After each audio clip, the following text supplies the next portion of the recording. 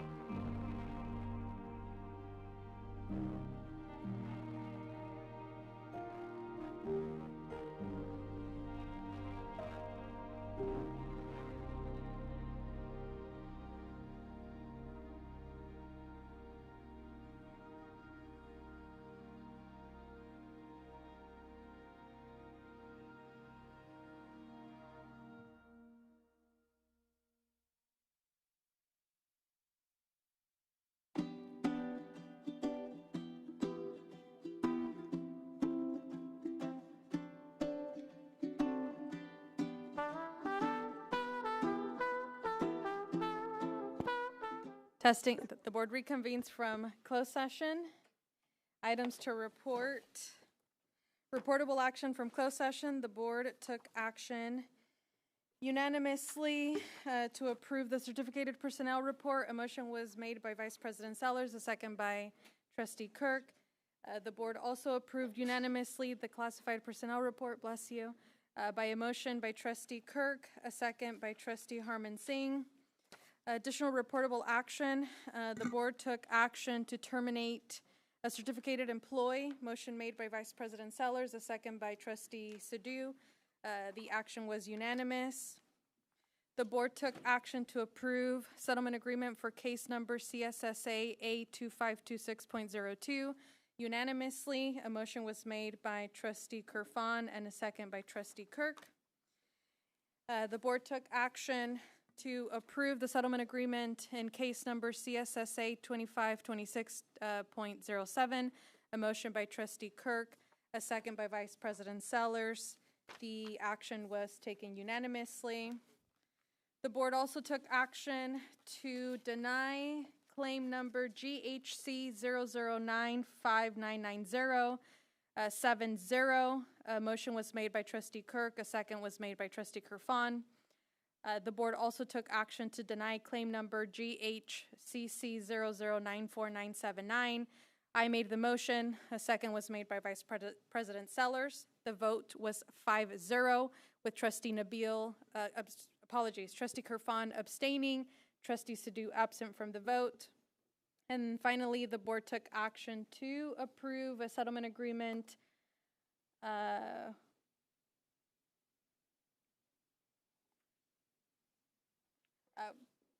between the district and the parent with the last name Thomas.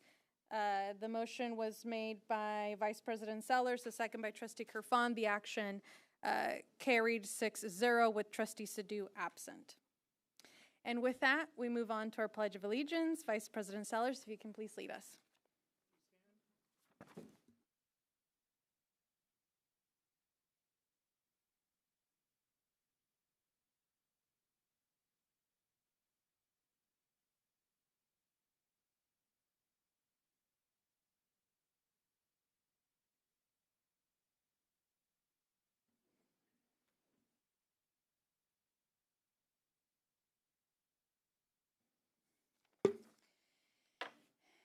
Thank you. We move on to our community engagement information. We invite our interpreters, translators, as they join the podium. Just a notice to the community, either in person or watching. We did amend the agenda. Item 2 under presentations, employee recognition, has been tabled to our next board meeting. Under action items, we will first hear approval of the revised board policy on the mobile communication devices. And then we have moved item 10, adopt resolution number 2526-58, opposing the Southeast Development Area Plan, to item number 4. The floor is yours. Good evening. If you wish to address the board, please call 559-276-3150 or fill out a request form provided on the table near the entrance and submit it to the clerk of the board prior to the meeting. If you wish to speak on an item on the agenda, please do so when that item is called. If you wish to speak on an item not on the agenda, you may speak during the public comment section of the agenda. Si desea dirigirse a la mesa directiva, llame al número 559-276-3150 o complete un formulario de solicitud provisto en la mesa cerca de la entrada y preséntelo al secretario de la mesa directiva antes de la reunión. Se permitirán comentarios públicos relacionados con los temas de la agenda cuando se llame el tema. Los comentarios públicos sobre un tema que no está en la agenda se permitirán durante la sección de comentarios públicos de la agenda. The district welcomes other language speakers to the board meetings. Anyone planning to attend and needing an interpreter for a language other than Spanish should call 559-274-4700, extension 10150, by noon on the Friday preceding the board meeting or at least 48 hours in advance of the meeting so arrangements can be made for an interpreter. El distrito da la bienvenida a las personas que hablan otros idiomas a las reuniones de la mesa directiva. Cualquier persona que planifique asistir y necesite un intérprete para un idioma que no sea español, llame al 559-274-4700, extensión 10150, el viernes antes de la reunión y antes del mediodía, o por lo menos 48 horas antes de la reunión para poder hacer los arreglos para la interpretación. Thank you.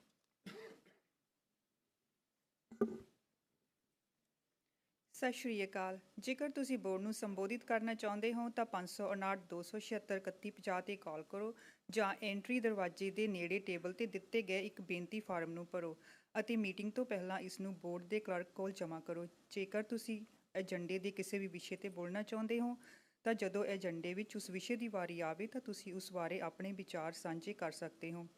ਜੇਕਰ ਤੁਸੀਂ ਏਜੰਡੇ ਤੋਂ ਇਲਾਵਾ ਕਿਸੇ ਹੋਰ ਵਿਸ਼ੇ ਤੇ ਬੋਲਣਾ ਚਾਹੁੰਦੇ ਹੋ ਤਾਂ ਤੁਸੀਂ ਏਜੰਡੇ ਦੇ ਜਨਤਕ ਟਿੱਪਣੀ ਸੈਕਸ਼ਨ ਦੌਰਾਨ ਅਜਿਹਾ ਕਰ ਸਕਦੇ ਹੋ। ਸਾਡਾ ਜ਼ਿਲ੍ਹਾ ਬੋਰਡ ਦੀਆਂ ਮੀਟਿੰਗਾਂ ਵਿੱਚ ਹੋਰ ਭਾਸ਼ਾ ਬੋਲਣ ਵਾਲਿਆਂ ਦਾ ਸਵਾਗਤ ਕਰਦਾ ਹੈ। ਜੇਕਰ ਕੋਈ ਵੀ ਵਿਅਕਤੀ ਹਾਜ਼ਰ ਹੋਣ ਦੀ ਯੋਜਨਾ ਬਣਾ ਰਿਹਾ ਹੈ ਅਤੇ ਸਪੈਨਿਸ਼ ਜਾਂ ਪੰਜਾਬੀ ਤੋਂ ਇਲਾਵਾ ਕਿਸੇ ਹੋਰ ਭਾਸ਼ਾ ਲਈ ਟਰਾਂਸਲੇਟਰ ਦੀ ਲੋੜ ਹੈ ਤਾਂ ਤੁਸੀਂ ਬੋਰਡ ਦੀ ਮੀਟਿੰਗ ਤੋਂ ਪਹਿਲਾਂ ਸ਼ੁੱਕਰਵਾਰ ਨੂੰ ਦੁਪਹਿਰ ਤੱਕ ਜਾਂ ਮੀਟਿੰਗ ਤੋਂ ਘੱਟੋ ਘੱਟ 48 ਘੰਟੇ ਪਹਿਲਾਂ 559 274 4700 ਐਕਸਟੈਂਸ਼ਨ 10 150 ਤੇ ਕਾਲ ਕਰਕੇ ਸਾਨੂੰ ਦੱਸ ਸਕਦੇ ਹੋ ਤਾਂ ਜੋ ਇੱਕ ਟਰਾਂਸਲੇਟਰ ਦਾ ਪ੍ਰਬੰਧ ਕੀਤਾ ਜਾ ਸਕਦਾ ਹੈ। ਧੰਨਵਾਦ। Thank you to both of our interpreter translators. We move on to presentations, student recognition. Dr. Lopez. Good evening, Board of Trustees, President Carrillo, and Dr. Marshall, our superintendent. Tonight, we will have the Central East High School Punjabi Club member Gursagur Singh provide an overview of Vaisakhi. Good evening, respected members of the board and everyone present here. I'm proud to represent my school, Century Unified, as we wish a very happy Vaisakhi and happy Sikh Day to all Century Unified families and friends of the community. Vaisakhi is a very important day for Sikhs as it marks the formation of Sikh identity in 1699 by Guru Gobind Singh Ji. It is celebrated every April by Sikhs all around the world. On this day, Sikhs visit Gurdwara to pray, sing Shabad Kirtan, and share langar, a free meal for all, symbolizing equality and unity. Many also take part in Nagar Kirtans or Sikh parades. Vaisakhi reminds us to be brave, kind, and to stand up for justice. It is also a harvest festival that celebrates gratitude, community, and pride in our identity. Vaisakhi is not just a celebration, it is a call to live with courage, equality, and pride in who we are. Thank you. Next up speaking will be our teacher and Punjabi Club advisor, Ms. Harinder Kaur Rai. Gursagar Singh.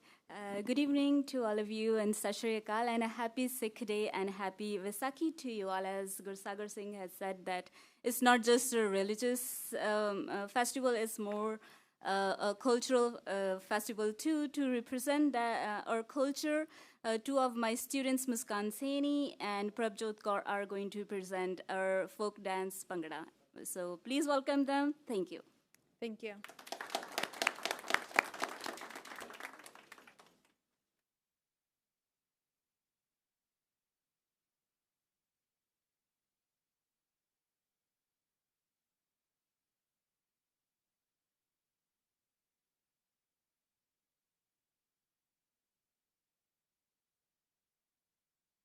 ਕੋਈਆਂ ਤੇਰੀ ਰੱਖਦਾ ਏ ਗੌਰ ਨੀ ਤੂੰ ਕੜੇ ਨਾਲ ਮੋਹ ਜ਼ਿਆਦਾ ਰੱਖਦੀ ਨੀ ਤੂੰ ਸੂਰਜ ਮਚਾਇਆ ਪਿਆ ਚੰਨ ਨੂੰ ਸਤਾਇਆ ਪਿਆ ਚੁੰਨੀ ਚ ਲਗਾ ਕੇ ਬੁੱਲ ਹੱਸਦੀ ਨੀ ਤੂੰ ਮੀਂਹ ਦੇ ਛਰਾਟਿਆਂ ਦੀ ਠੰਡ ਵਰਗੀ ਨੀ ਜਿਵੇਂ ਸ਼ਗਨਾਂ ਚ ਚੜੀ ਹੋਈ ਬੰਗ ਵਰਗੀ ਰੱਖੇ ਦਿਲ ਚ ਮੁਹੱਬਤ ਤੇ ਅੱਖ ਚ ਨਾਰਾਜ਼ਗੀ ਨੀ ਇੱਥੋਂ ਪਤਾ ਲੱਗਦਾ ਤੂੰ ਜਣੀਆਂ ਪੰਜਾਬ ਦੀ ਇੱਥੋਂ ਪਤਾ ਲੱਗਦਾ ਤੂੰ ਜਣੀਆਂ ਪੰਜਾਬ ਦੀ ਇੱਥੋਂ ਪਤਾ ਲੱਗਦਾ ਤੂੰ ਜਣੀਆਂ ਪੰਜਾਬ ਦੀ ਨੀ ਇੱਥੋਂ ਪਤਾ ਲੱਗਦਾ ਤੂੰ ਜਣੀਆਂ ਪੰਜਾਬ ਦੀ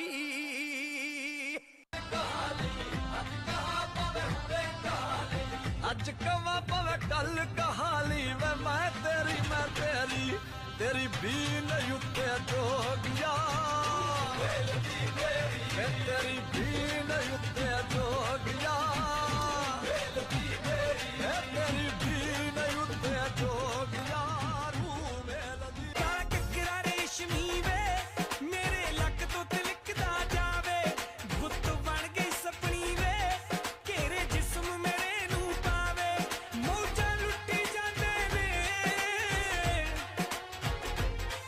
ਮੌਜਾਂ ਲੁੱਟੀ ਜਾਂਦੇ ਨੇ ਆ ਵੇਖ ਗਾਨੀ ਦੇ ਮਣ ਕੇ ਬਾ ਬੋਲੀ ਸੋਹਣਿਆ ਵੇ ਜੱਟੀ ਨੱਚਦੀ ਪਟੋਲਾ ਬਣ ਕੇ ਬਾ ਬੋਲੀ ਸੋਹਣਿਆ ਵੇ ਜੱਟੀ ਨੱਚਦੀ ਪਟੋਲਾ ਬਣ ਕੇ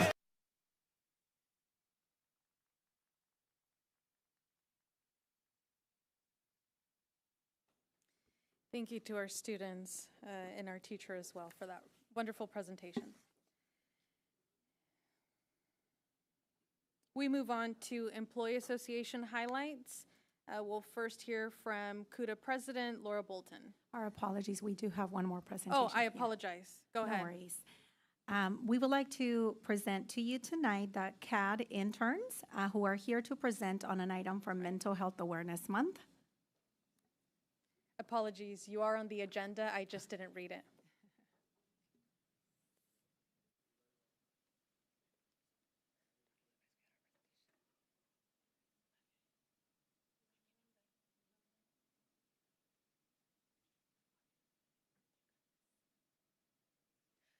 Good evening, everyone. My name is Jopline Tadlon, and I'm one of this year's CAD interns. The CAD initiative is a peer-led substance use harm reduction and mental health education internship. Today, we'll be sharing about an event that we recently hosted. I was joined in this event by my colleagues, Ashleen Johal, who unfortunately couldn't be here with us today, Harman Taliwal, Harsimran Garewal, and Vani Gamboj.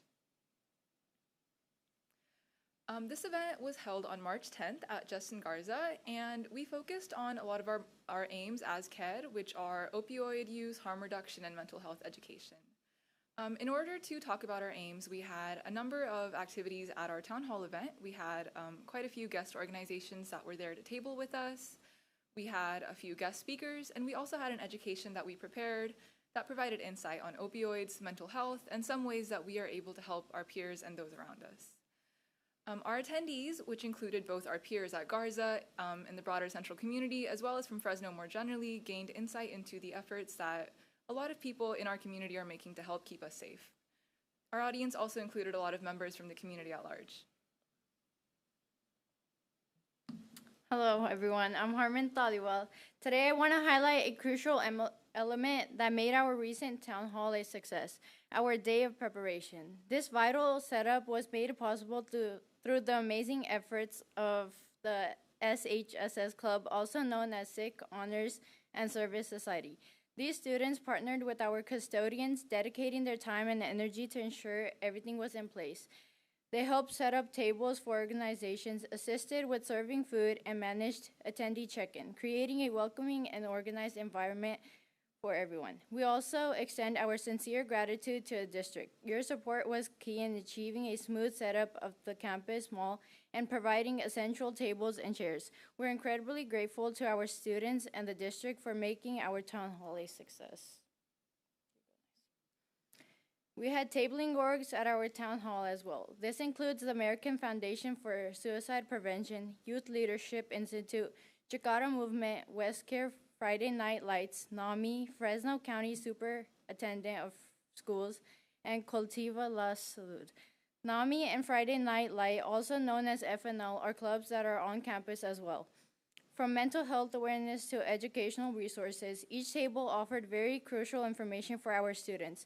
This interaction encouraged students to explore opportunities for personal growth, seek assistance when needed, and become more informed and involved with members of both the school and a wider community. Thank you.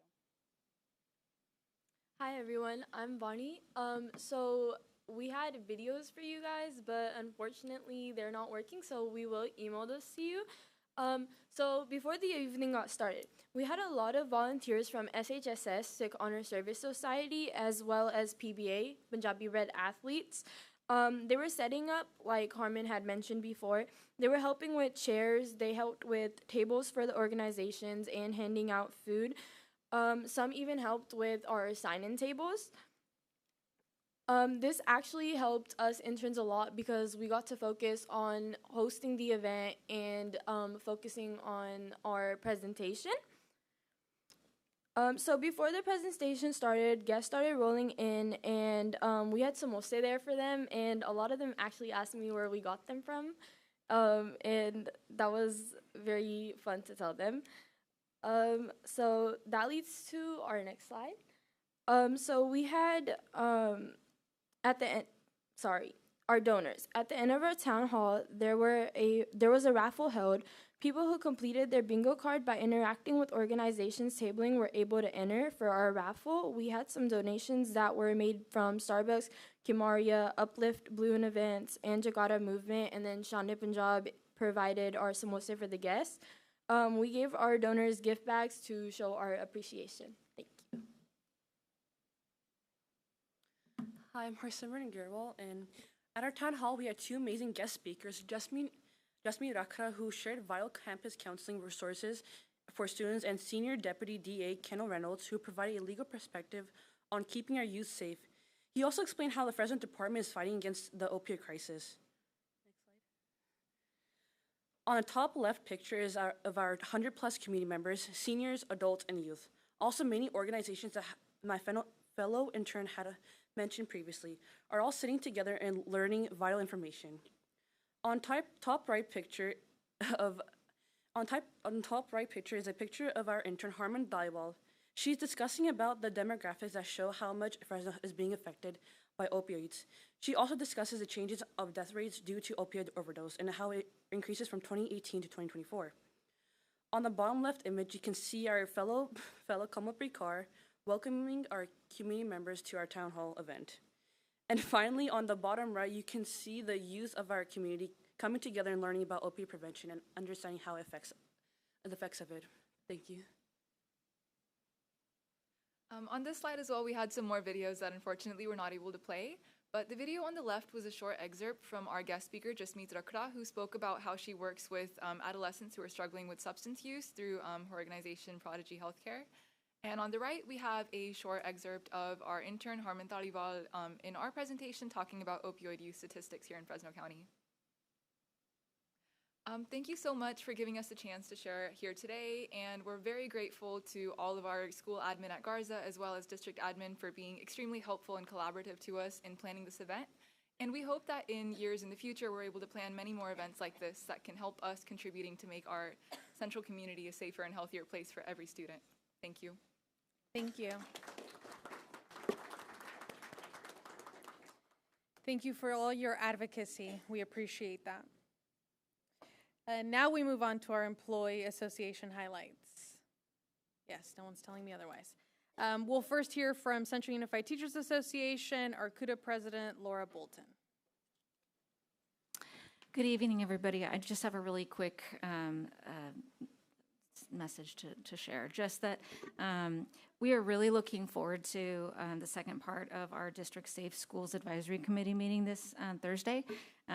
We had one part of it last week, and we're going to reconvene this Thursday. We've collected an extensive list of safety concerns ranging from fencing issues and staff who don't have important keys to student fights and gang activity. So we're really looking forward to coming together in this committee to share concerns, brainstorm, and hopefully come up with ways that we can address these concerns.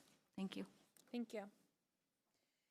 Do we have, oh, I do see her, CSCA President, California School Employees Association, Angie Aguirre. Okay, nothing to report. Thank you. We move on to our Superintendent Board Communications. We'll first hear from Dr. Marshall, our Superintendent. All right.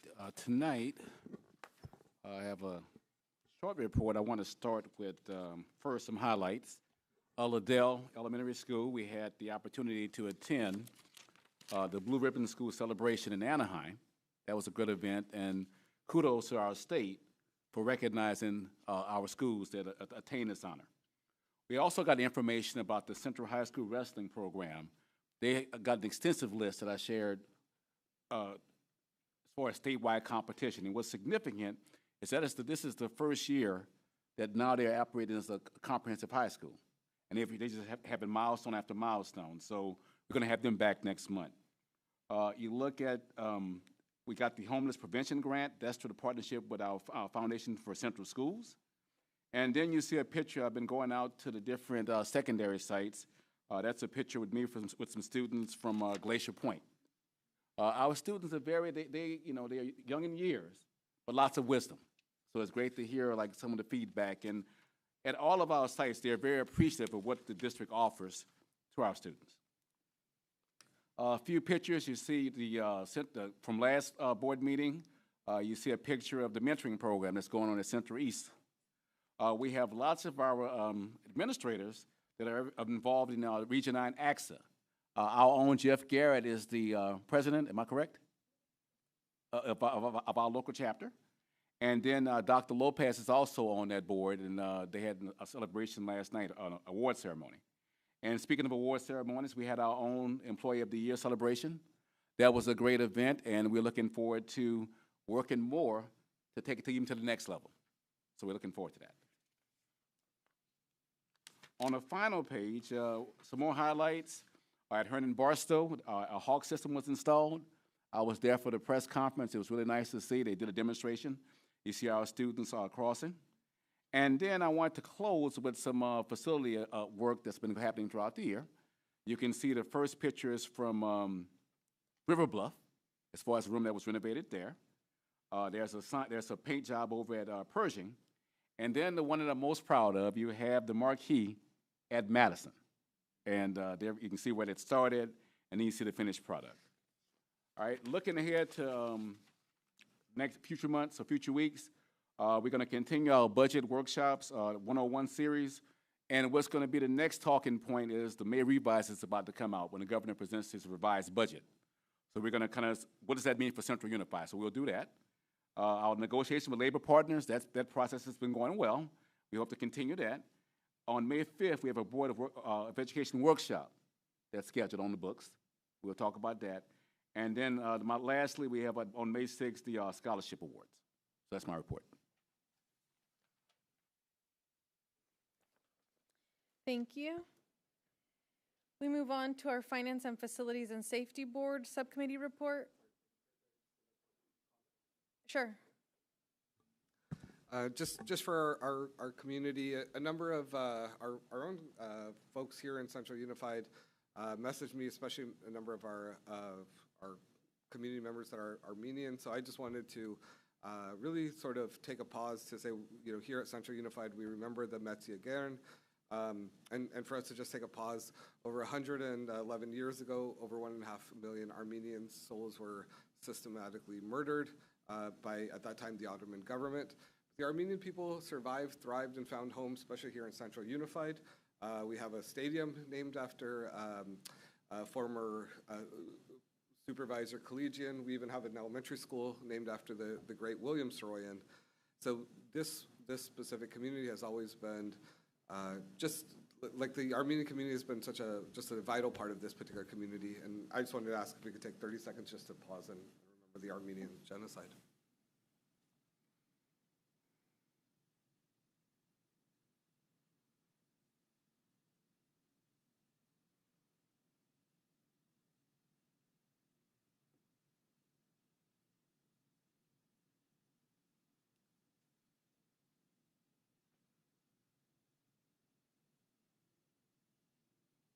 Thank you. The Finance and Facilities and Safety Board Subcommittee report. Who is the chair? Okay. Trustee Kirfan. Thank you, President Carrillo. I was nominated again to continue as the chair of the Facilities, Finance, and Safety Subcommittee, so thank you for the vote of confidence. Just a few highlights from that meeting. We have several openings for safety liaisons, and at the time of that meeting, I think we had about 38 applicants, so it's a very competitive but rewarding position.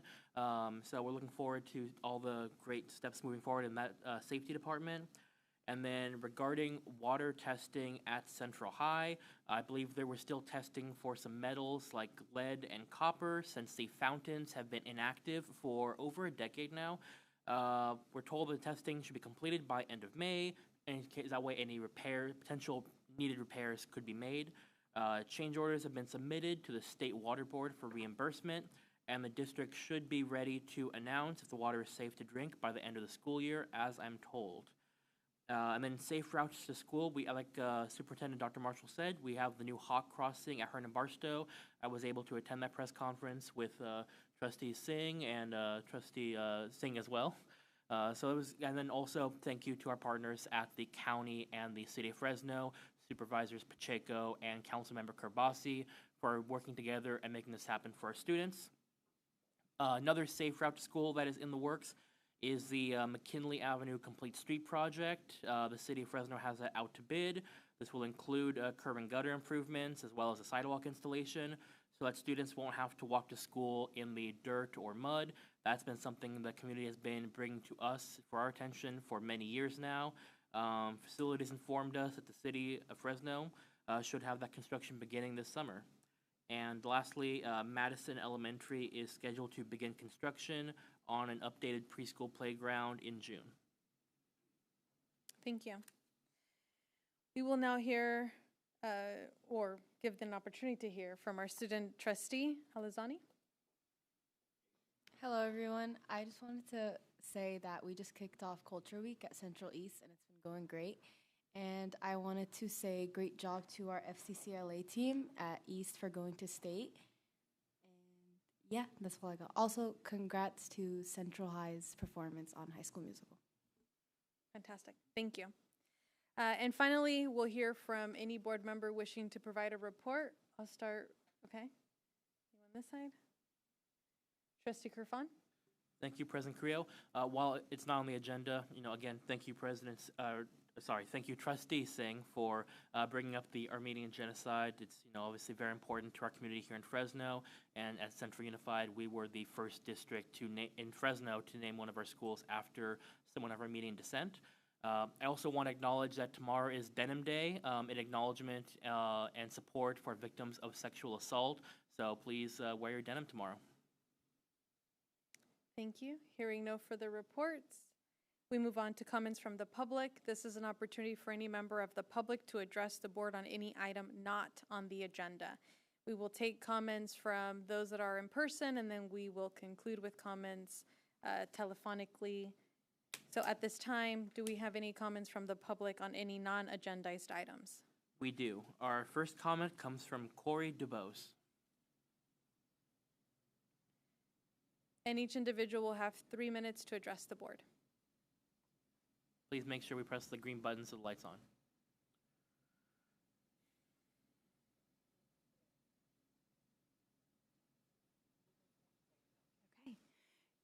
Good evening, President Carrillo, Dr. Marshall, and members of the board. I'm Carrie DeBose with Synergistic, and in 2021, Synergistic began an energy program at Central Unified, and a dedicated partnership over the past 5 years has created healthier, more energy-efficient buildings, earning the district a Best in Class award. Best in Class is a Greatest Achievement Award that's reserved for model energy conservation programs, and the recognition focuses on the organization's low energy use index rating, high achievement in environmental conservation, above average savings, and a superior level of support for the energy program from the board, administration, building staff, and students. And your district is receiving a Best in Class award for achievements in several categories. These include an 18% reduction in energy use, $3.6 million in total cost savings over 5 years, and an environmental impact of a CO2 reduction that's equivalent to 23,849,394 miles not driven by the average vehicle. And not only that, but Central Unified also has 18 buildings receiving Energy Star recognition, and we'll be back next month to recognize the district and each individual building who's receiving Energy Star recognition. We want to recognize Central Unified for serving as a model of energy stewardship to other districts around the country. And we want to thank the maintenance and operations team, our program liaison, Amir Iqbal, the energy specialist, Joseph Kim, and students, teachers, and staff for all of their efforts. And lastly, in honor of your achievements and ongoing commitment to the stewardship, I also present the district Synergistic's Best in Class Energy Program Award, symbolized by a banner that we have back here. And we will be also, along with the banner, awarding the district a $5,000 check from the Synergistic Community Scholarship. Thank you.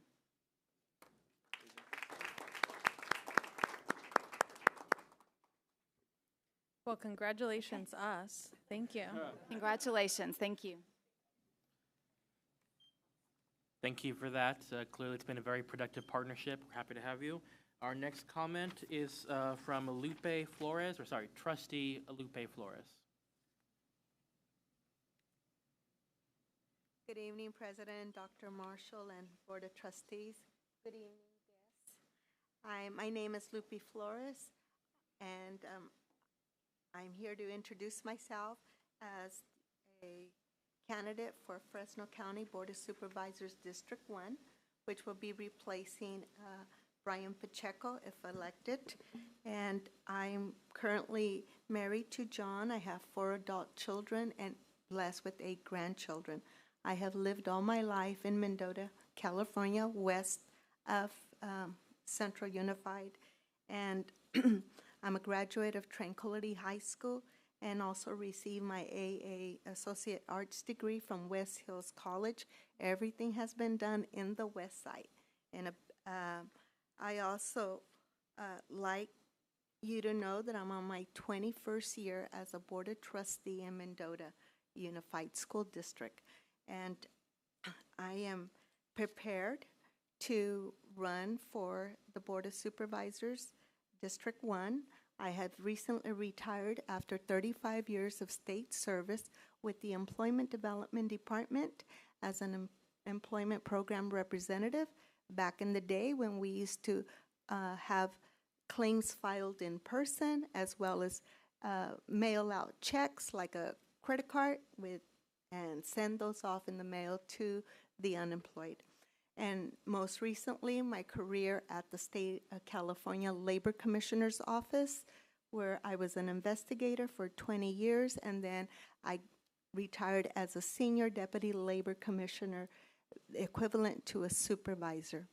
I have learned many things combined with both public service in my job, where we educated employers and workers of workers' rights and the demands made for businesses in our communities with state labor law compliance, as well as federal law and workers' rights. And we worked with JACAR here with their program when I was at the Labor Commissioner's Office, informing the workers and outreach of their worker rights, and also my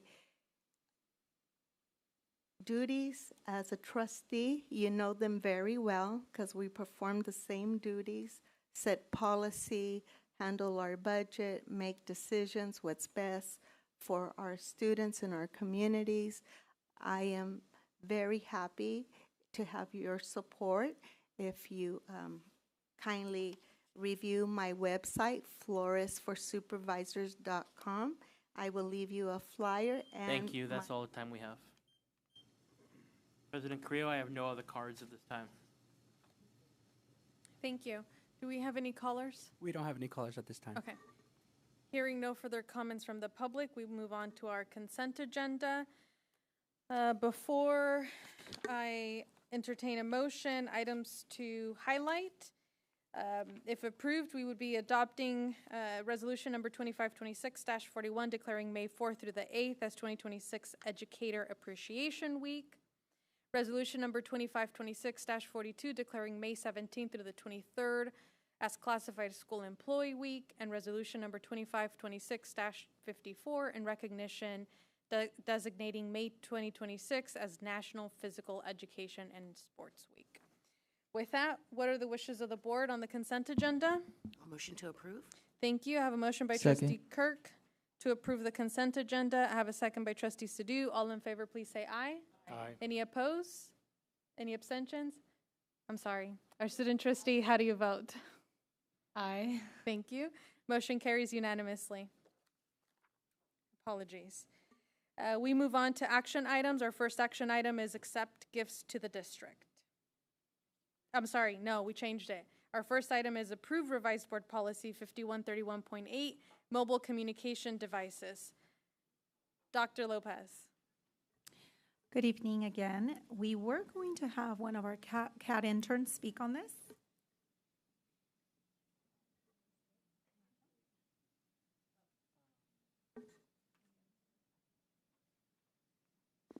So between the March 24th board meeting and now, we've met with our CAD interns to create an SOP, as well as our safety committee. So I wanted them to tell you a little bit of what we did.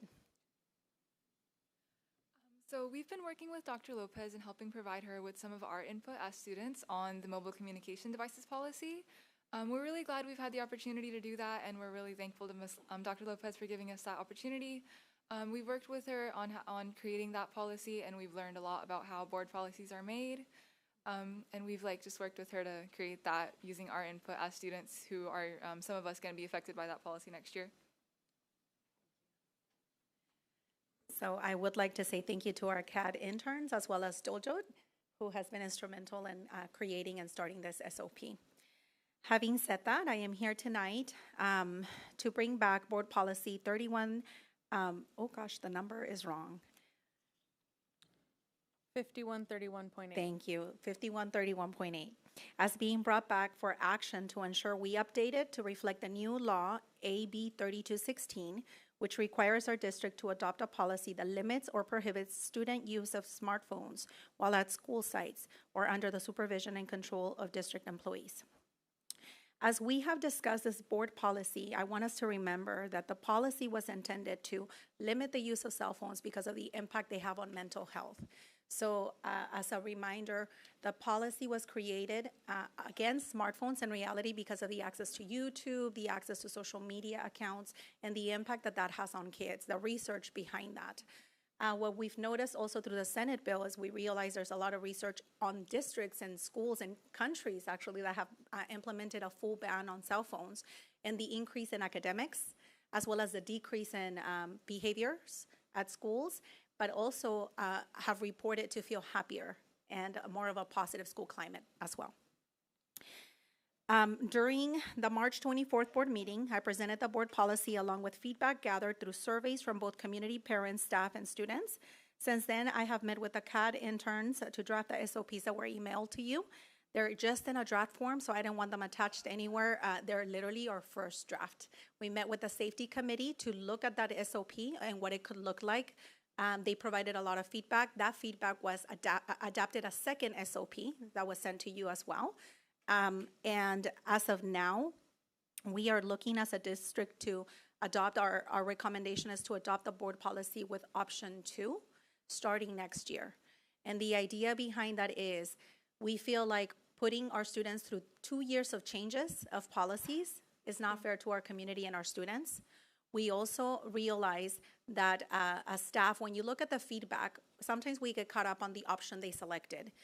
What we also want us to focus on when I made the presentation, we have a lot of questions that were geared towards mental health. So I think you noticed that, and safety.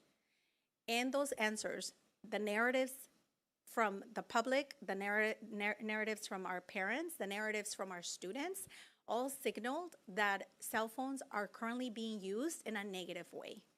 The narrative, everything that was written from students was around bullying, around safety concerns, around the video recordings, the social media posts that are being made. The same thing from our parents.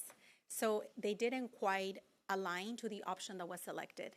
And the reason why we do that is because sometimes when we ask, do we want to limit the use, we sometimes go towards the negative.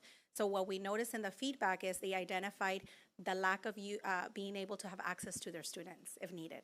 So that was one of the highest ranked responses in the narratives. Our parents are worried, how am I going to get a hold of my kid if there's an emergency, if I need to get a hold of them? For our students, something they mentioned a lot is the lack of activities during lunch. How are they going to be entertained?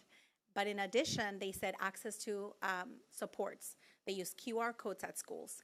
So what we decided as a team is how about we create a structure that implements new systems in place in our schools to access supports when needed, and we implement and purchase items such as the magnetic devices that can open the bags if we decide to go with pouches when the student has an emergency and needs to get a hold of a parent. So we can create then an SOP, a standard operating procedure that targets the demands that were brought back by students and parents, rather than choose an option based on the option selected when the narratives don't match. The feedback didn't match, and the Senate bill is not meant to target just getting rid of cell phones for the sake of just getting rid of cell phones. It was meant to address mental health. So having said that, we are recommending option 2 to be selected as part of this board policy. I'm happy to answer any questions you may have. Thank you, Dr. Lopez. Do we have any comments from the public? We don't have any comments out the public right now. Okay. Hearing no comments from the public, I will now open it up to our board. Student trustee, do you have any comments or questions? So are we planning to adopt option 2? The recommendation is that we adopt the board policy with option 2 included. I had a question since we showed it on March 24th that on the survey, most people chose option 1. How come we chose to go with option 2? The narrative, even though the option was selected, so when we create surveys, we don't just do it to say this is what we're going to adopt. What we want is feedback and reality. So if they select option 1, what I looked at, what was the narrative feedback? What did they tell me in the 2,000 responses from students and in the 1,000 responses from parents and community? That was a lot of survey feedback. And what we realized is that even though they selected this option, The other survey feedback around safety, they said cell phones are used for this negative, like highly at 50-some%, 40-some%. They're used for these purposes. Then the narrative feedback stated we would like to limit the use of the cell phones. We would like no recording at all day long. We would like no access to social media. So all the responses were leaning towards more restrictions. And the question is then, if we are selecting option one, which in reality is the policy we have right now. The policy we have right now states you just don't have to use them during instructional time. And it's clearly not working. The feedback is really leaning on the more negative side as to how phones are being used. I was just going to say something about option one, because I think the reason why it's not working is teachers aren't enforcing it like they're supposed to. For example, my second period teacher, she's very adamant about her policy. We're all really focused in class, and we kind of use it as kind of a reward system. Students are more likely to get their work done, and I just feel like it'll be really hard to kind of reverse from where we are now to completely being off our phones, because I've talked to teachers around campus about it, and a lot of them have gave me that feedback where they think we should be able to have our free time with our phones, because it's just a lot of teachers, honestly, they don't use the lockbox, and I think if we got check-ins more often, they'd be more adamant on using them, and I think we should have been able to get realistic feedback with like option one being implemented already, and I think we should have had the I don't know how to say it, the experience even of how option one would have really been like, because we never really got that truly like implemented. So I think it was kind of on a lot of the school's fault, because students, they don't, it's kind of like, I don't know how to explain it, but when you do a big change like that, they're more likely to not follow. And I think if we start off small, it'll be easier for kids to adapt to it. And I hear you. Listen, I went to school when we had no cell phones. And now I have a cell phone, and let me tell you, we rely a lot on it. So I understand your concerns. What I can tell you is that the current feedback we received is based on our current policy. And our current policy states you're not allowed to use it during instructional time. So it is option one. The other thing I can tell you is, having been a teacher before, working with our union partners, their concern is they're here to teach. And if you think about high school, right, we have an hour of instruction that is so sacred, right? So if we invest most of our time trying to catch kids using their devices, that is also pulling them away from instruction, which isn't very helpful. And the addition to this policy as well is that now our superintendent and our board get to create a system. So our superintendent, meaning the teams that we've been gathering to collect feedback and create an SOP, a standard operating procedure, get to dictate a new system to ensure that it's being limited, which is either the pouches or lock boxes or any other system. That has not been included in prior policy. So now it actually demands an actual structure to ensure that we are curbing the use of the cell phones. For the reasons stated earlier, right, the research behind the mental health piece. Anything further, student trustee? Okay, thank you for your feedback and your questions. I'm also in support of administration's recommendation. I've been reading a lot about, I had a cell phone in elementary school, junior high maybe. But the more I read about the impact that it's really having on the mental health of our students, and the component where we're then put in a position of having to discipline them, having to make decisions on expelling them, or the suspension expulsions because of the recordings that are being done, and just even that impact that it has not only at the discipline level, but then having to retrain our students and move away from how those videos are being used, and to address the concern of how do we enforce it? How do we make sure that it's being done equitably? Because our teachers are there to teach. We're going to get pushback, and that's probably what you're experiencing. It's they don't want to waste their time telling a student that now they're going to be potentially kicked out of the classroom because they're being disruptive by using the cell phone. So it is a more harsher approach, but I think once we experience the period of withdrawal, hopefully our students will do better and they will be able to focus on their learning, and we can better improve what we immediately see as our test scores, but really ultimately better prepare them for their next journey after high school and after their education with our district. So I'm also in support of number 2. So thank you for that recommendation. Any comments or questions from the board? Trustee Kerfan. Thank you, President Carrillo.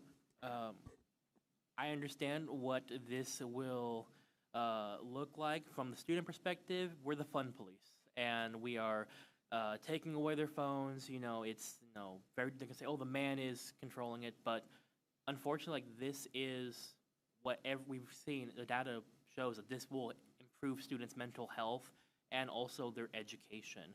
I've tried to find evidence that it doesn't help. It does. Every single school district that's done this has reported an increase in their student test scores. Even Dallas Independent School District in Texas, they saw a 24% increase in library books being checked out because the kids are bored at lunch, and they're going to go to the library and they're going to find a great book, which is a great improvement for students. And I know from my personal experience, I was in school around when smartphones became the big thing, and I remember within a couple months of getting my first phone, my parents yelled at me because why do you suddenly have 20,000 texts in a month? Look at our phone bill. And of course, my friends growing up, they noticed there was bullying, there was sexual harassment, cyberbullying, all pressures from social media about their appearance, all kinds of things that negatively affect their mental health that have only exacerbated. And now we also have the issue of AI prevalence in the classrooms. So I don't like being the fun police, but unfortunately this is what is best for our students. And I think after we go through the growing pains, they will find that it is an improvement for them as well. Vice President Sellers. Thank you. Just to clarify, this is tonight, what we are approving is simply a board policy, nothing else, equipment and anything along that lines? That is correct. I attached quotes just because I know that was a request, but it's only visible to you, because one of the asks from the last board meeting was cost, more or less. That doesn't mean that is the agency that we're going with. Right now, we are getting more quotes, and this would essentially be a bidding process because of the amount of money. Okay. How long have we been working on this board policy and researching what other school districts are doing? This is the second year. So we started last year, and Jeff Macy and our supervisor, Cassie Smith, started meeting with districts, I believe it was Clovis, Madera, and Bullard High, just get feedback around what to do, what not to do. So how was it rolled out? So Madera was the major one that had the best rollout. So that is the process that we started with meetings with cabinet, getting feedback from Madera, constant collaboration with Madera Unified, started looking at what systems they had in place. Some of the schools, as you know, some of the high schools started with the boxes to see the feeling around it. We started creating a presentation and the surveys last year with understanding that we were going to start the implementation of the surveys at the opening of the school year. And we were supposed to attempt to do this at a middle school and a high school, but we lost our supervisor and that would oversee the department. So at that point, I took it on, that component, with planning with Madera, creating a possible board policy, put it in the agenda back in November for our board subcommittee, got feedback, started doing the town halls, not well attended, but 4 were hosted. The survey was pushed out through Parent Square, had multiple surveys pushed out to ensure we gathered as much input as possible, which we think that's why people didn't go, because we would send the invitations to the town hall with the survey link, so they would just complete the survey. I attended some of the DLAC meetings for the presidents that sit in their committee, the ELAC committees. I was able to, I believe, attended the PAC meeting at Justin Garza, received feedback from them. So we've been receiving feedback along the way until we took it again to the subcommittee for you guys to review in January, February. So now we're at the point that we need a vote, because the SOP, as you can see, there's 2 of them right now. I need to know what direction I'm leaning more towards. Okay. I didn't get a chance to review this since the last time it was presented. Have amended this at all to include other smart devices like watches, glasses, and the other technology that's So being because developed? the policy strictly focuses on mobile communication devices, the SOP will focus on all the other ones. So we heard that feedback. We got that feedback, especially from our union partners as well, and how they're being used in the classrooms. And our students actually brought it up as we started drafting the SOP. So we are including it as part of the restriction. We have policies in place already around technology use policies. So I think reminding everyone that you may have it in your backpack, but you can't take it out, it can be confiscated. We can choose to give them pouches for those too, but then that'll be a lot of focus on all the different items, especially if we're creating a structure around walking into campus and showing that they're putting their cell phone on the pouch as they're entering. We don't want to have them do cell phone, glasses, and everything else, right?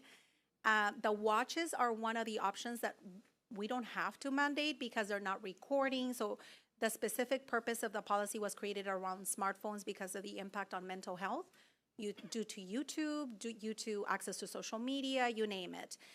You can't do those kinds of things with watches. So that is one thing we're still exploring. We're not done with the SOP yet. Okay. I think there are some that are on the market right now that you That may can do that. and that's going to be the wave of the future, so we might as well get ahead of that. Yeah. How soon do we anticipate having an AR or an SOP that outlines how we are going to enforce this? So I met with the safety committee. Thank you for attending. We are going to meet again, but the focus is going to be different this time. So at that meeting, I'm intending to set up another safety committee meeting just on the mobile communication device policy. I have an admin group that we started gathering, and we are going to meet on Friday, so I can receive also input from admin around the SOP draft that we have. That's going to help revamp the SOP. Once that's revamped, I'm taking it back to the safety committee that I just mentioned. And I want to take it back to the behavior task force as well, because they have a say in that too. Okay. So I think, let me interpret really quickly. The plan would be that we have an SOP are we going to use the SOP in replacement of the AR, or are we also creating an AR? We are not creating an AR because we felt like ARs, as you examine the ARs, they're not very detailed. They're not meant to be very detailed. They just restate the board or the assembly bills. So right, the in SOP, policy. sorry to interrupt you, the SOP would be done before the next academic year. Oh, and definitely. It would be to implement it then, right? My intention is to have it done by end of May, because at that point, we need to ensure that we do PD around it. We plan for the July Institute with leaders on how we're going to push it out and support them with that. Okay. I think that's my biggest concern is that we have I don't want to say foolproof because things always come up, but that we have a real plan of how we are going to enforce this. If a student shows up with a cell phone or some other device, what happens? Are they getting a warning? How many warnings? How is it documented? Do I get a warning from my first period teacher, then my second period, and so on throughout the day? At what point is it confiscated? Who's confiscating it? Where it's going? All those things, I would like to see that outlined and then communicated to students, parents, staff members, so that everybody is on the same page across the board, all campuses, since we are going to be implementing this based on your recommendation, that there's no trial phase or slow implementation. It's just beginning next school year, here's the policy across the board for everybody. How are we going to communicate that? And what are we going to do to evaluate the effectiveness and how it's being implemented across the board? Because, as I've heard from my own kids, my friends that are educators, our student trustee, some teachers, some administrators do things differently, and I don't want to implement or have a policy that we cannot enforce. So a lot of what you're describing was already kind of implemented into the current draft of the SOP, and we do have a BP around it already, 5144, around discipline. So we are using that as a guideline because it even talks about steps and restorative practices that need to be taken for these kinds of K violations. That's what they would fall under. But I am also going to work with Maisie Young as well as the new director coming in to create a guideline for discipline. So that'll help with the more, the idea that we all are implementing it the same way across. The other piece that I want to discuss is the fact that every school has the right, I think you were in the committee when they mentioned, like, we need to give some autonomy in regards to how they will address, not this discipline. We do want to create a guideline for discipline, but more around the supports for kids. Like, for example, some individuals decide to use the BAIT process to provide some interventions to the students, right? Others may choose, like, you know what, we already have this additional personnel, we want to use them this way. So that's why I want to hear from leaders. I don't want to create a guideline that fits for all if they have different structures in place already that they're using.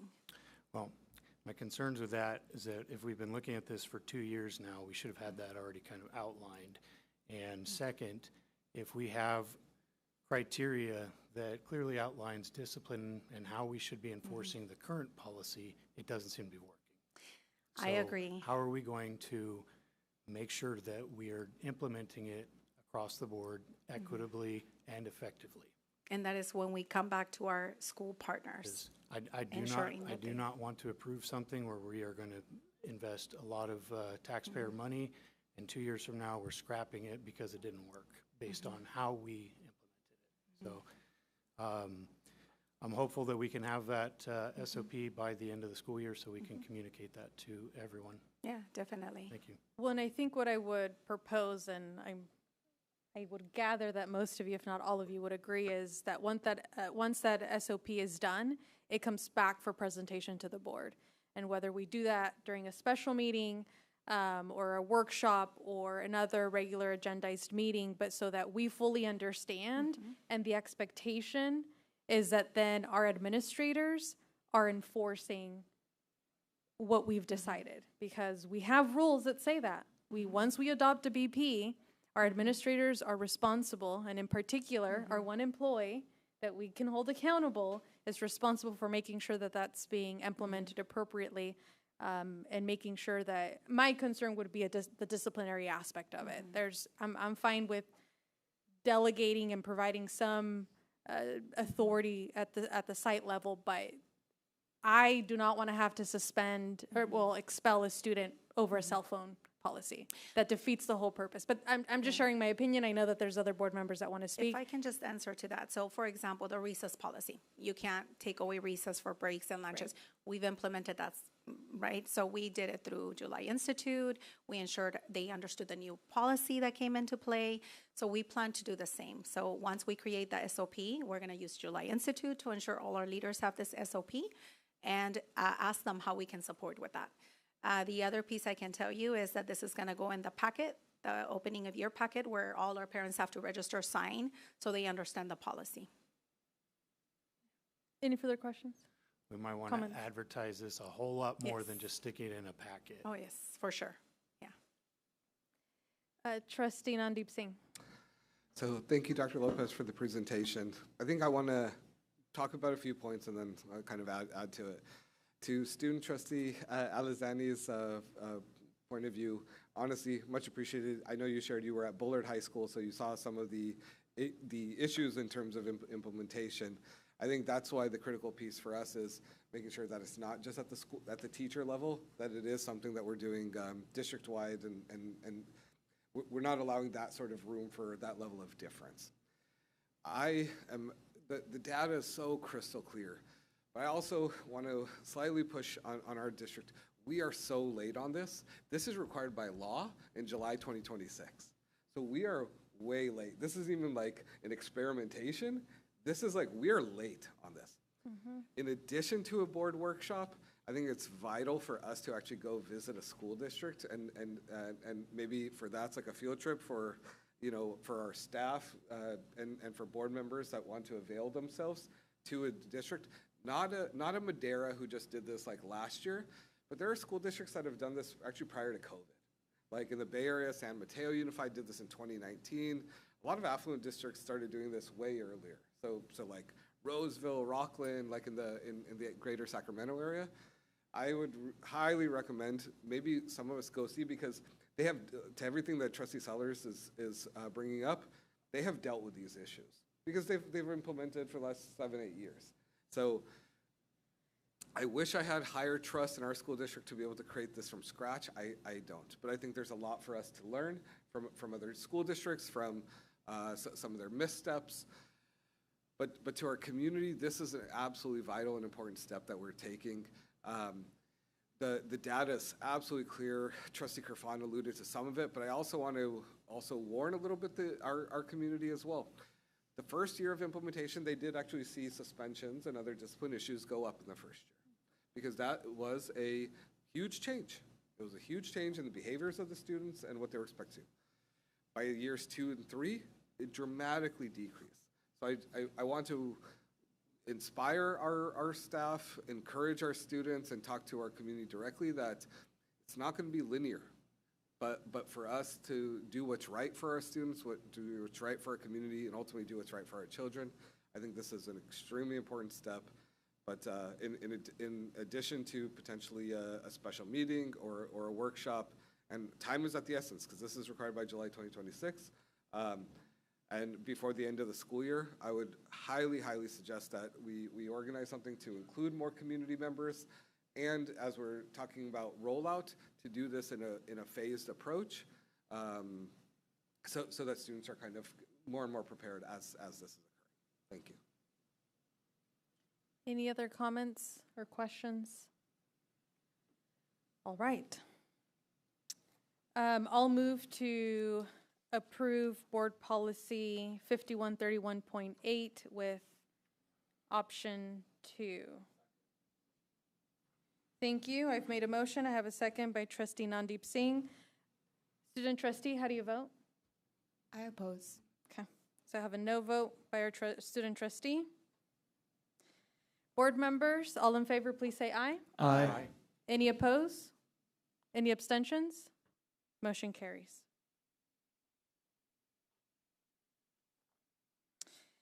We move on to accept gifts to the district. Assistant Superintendent Ekbal. Good evening.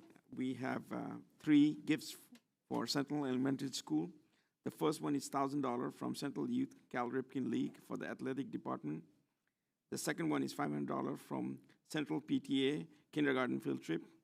And the third one is $428 from Kona Ice for Associated Student Body Fund.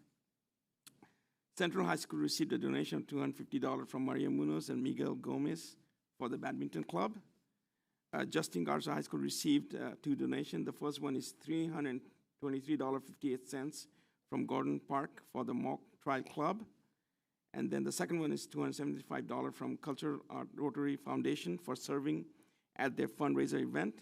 And finally, River Bluff Elementary received a donation of $1,746.18 from Crew Magic LLC for the Bounce House Reward event. Administration is recommending the board accept gifts to the district. Thank you. I will rely on our board clerk and staff to let me know if there's any comments from the public on any of these items. What are any questions or comments from the board, from our student trustee? Okay. Motion to approve. Thank you. I have a motion by trustee Kirk. And I have a second by trustee Nandeep Singh. Is your mic working? Are you turning it on? Hello? Oh. Thank you. Student trustee, how do you vote? Aye. Remaining board, all in favor, please say aye. Aye. Any opposed? Any abstentions? Motion carries with trustee Harman Singh absent. Our next item is hold a public hearing and approve quarterly Williams Uniform Complaint Procedure. Director O. Good evening, trustees and Dr. Marshall.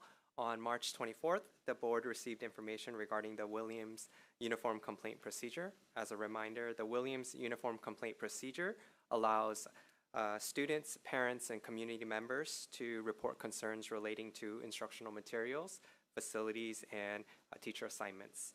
I'm here to report that the data has been gathered for this quarter and all sites reported no Williams complaints. We respectfully request a public hearing and approval of the Williams Uniform Complaint Procedures. Thank you. And with that, the public hearing is now open for the quarterly Williams Uniform Complaint Procedures. Is there any member of the public wishing to address the board during this public hearing? Hearing none, The hearing is now closed. We will move on to approval of the quarterly Williams Uniform Complaint Procedure Report. Is there a motion to approve? Motion to approve? Okay, I have a motion by trustee Kerfan. I have a second by Vice President Seller. Student trustee, how do you vote? Aye. Board members, all in favor, please say aye. Aye. Any opposed? Any abstentions? Motion carries with trustee Harmon Singh absent. We move on to item number 3. No. I'm off. So we now move on, because we're taking them out of order, right? Okay.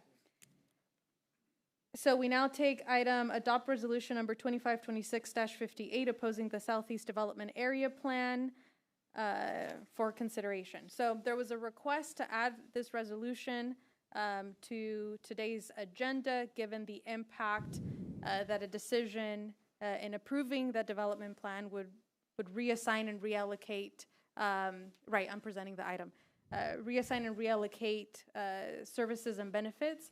And so before we take any public comment, Trustee Sadhu, is there anything else you'd like to add on this resolution? Yes, just wanted to introduce this to formally on the board. So as I travel, around Central Unified, and even outside of Central Unified, the opposition to SEDA is deafening. Like, it's like people think I have any sway or power, and they come to me and tell me to do something about it. But to what we can do as a board, we will. And this is the first step. So the idea here is, I'm talking to Fresno residents. Everybody who lives in Fresno knows about the SEDA issue. It's been at the forefront for the past year or two. This plan directly impacts the families of Central Unified simply because it redirects, because there's a limited amount of funds at the end of the day. There's a limited amount of taxpayer money. There's a limited amount of benefits that we as a community get, we as Fresno get. And this plan puts Central Unified again at the back burner for a different plan proposed in a different part, not even in our town, outside of our town, outside of our city. So that's the kind of the voice I've been getting around the community, and the community basically tells me it feels like Fresno is Lucy and then Central Unified is Charlie Brown, and we get the football pulled away from us at the very right there. So this is our first step. I just want to read off a few of the bullet points that we're going to, if approved by the board today, what we're stating.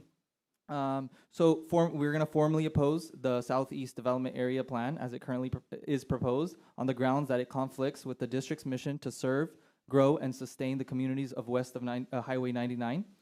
It affirms that communities west of Highway 99, the heart of Central Unified Service Area, continue to lack the roads, utilities, parks, and transit access that families and students deserve, that these deficiencies represent decades of unfulfilled public commitment, and directing taxpayer resources towards peripheral expansion before addressing these foundational gaps is a misplacement of public priorities. It calls on the city of Fresno to develop and commit to a concrete funded infrastructure investment plan for communities west of Highway 99 prior to directing any public resources towards peripheral expansion, and to prioritize infill development and housing strategies that strengthen existing neighborhoods before approving large-scale peripheral expansion plans such as SEDA. Affirming that families Central Unified serves have waited long enough, and that equitable growth must begin where the need is greatest, not where the land is cheapest.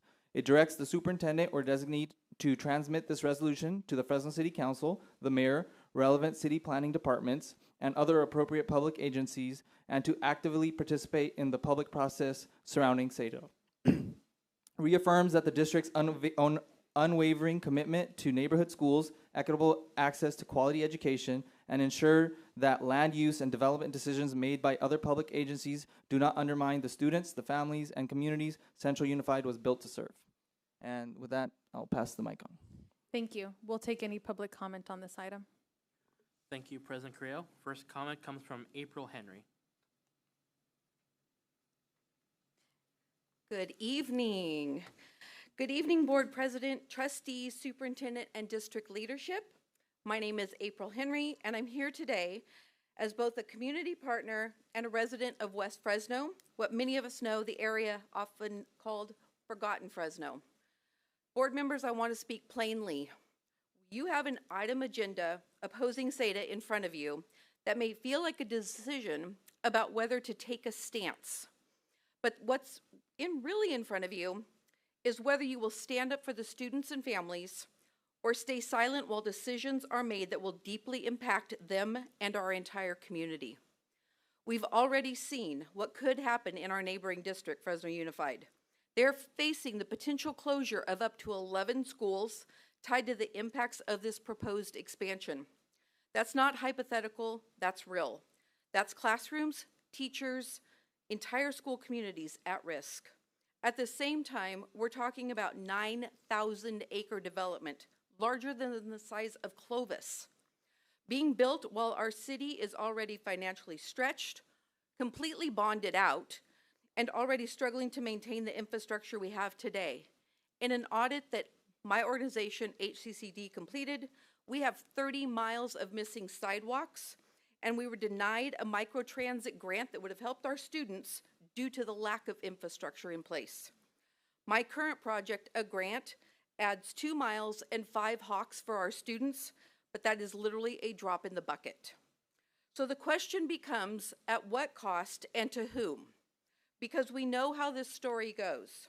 Growth happens somewhere else, investment follows somewhere else, and the neighborhoods west of 99 are asked to wait many years for any changes again.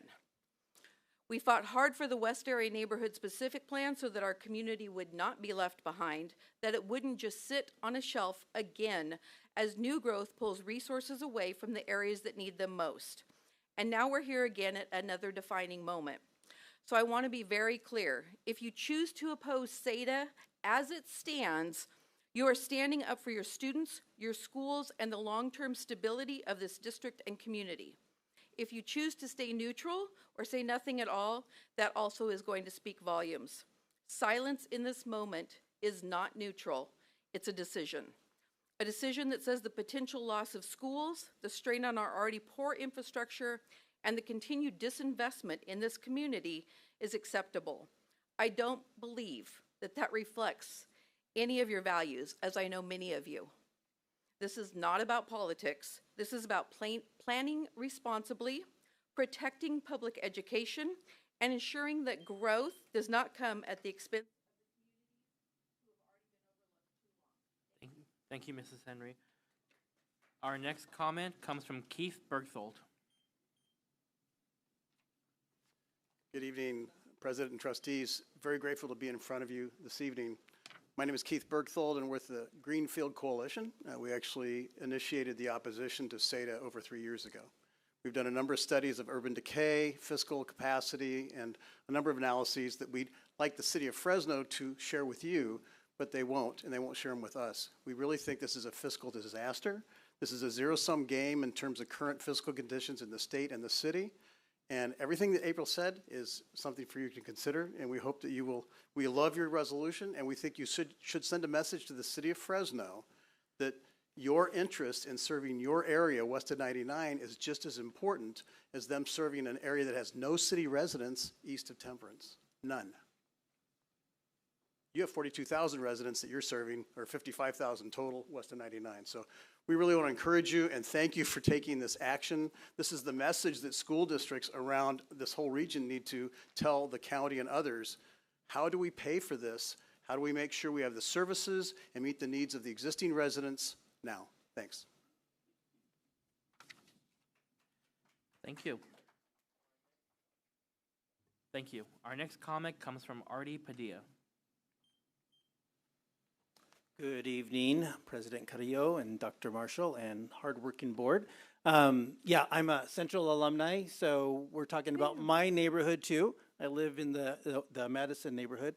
And ditto to what April and Keith said, this is also, if this passed, SADA passed, this will also impact transportation, it'll impact health, it'll impact economic vitality, economic upward mobility.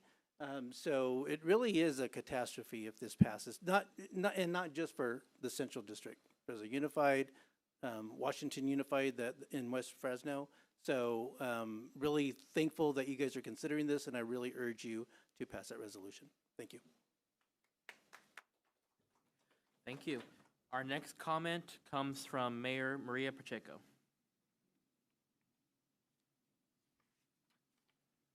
Hello, good evening. I am Maria Pacheco. I'm the mayor for the city of Kerman. I'm also running for your District 1 supervisor. And so I have taken great interest in this specific subject, and I want you to know that I have been echoing the voice of the community in many different platforms and places to oppose SETA. And so I'm very proud of this board for bringing this forward and bringing this resolution. And so I just want to be here tonight, support you in this, and hope that you do pass this resolution. And I just want to let you know that I will take this resolution with me and continue to reiterate it in lots of different places in the area and every opportunity that I have to speak on it. And so I'm very proud and thankful that you're taking this stance tonight, and I look forward to echoing this in the future. Thank you. Thank you. Our next comment comes from Daniel Brannick.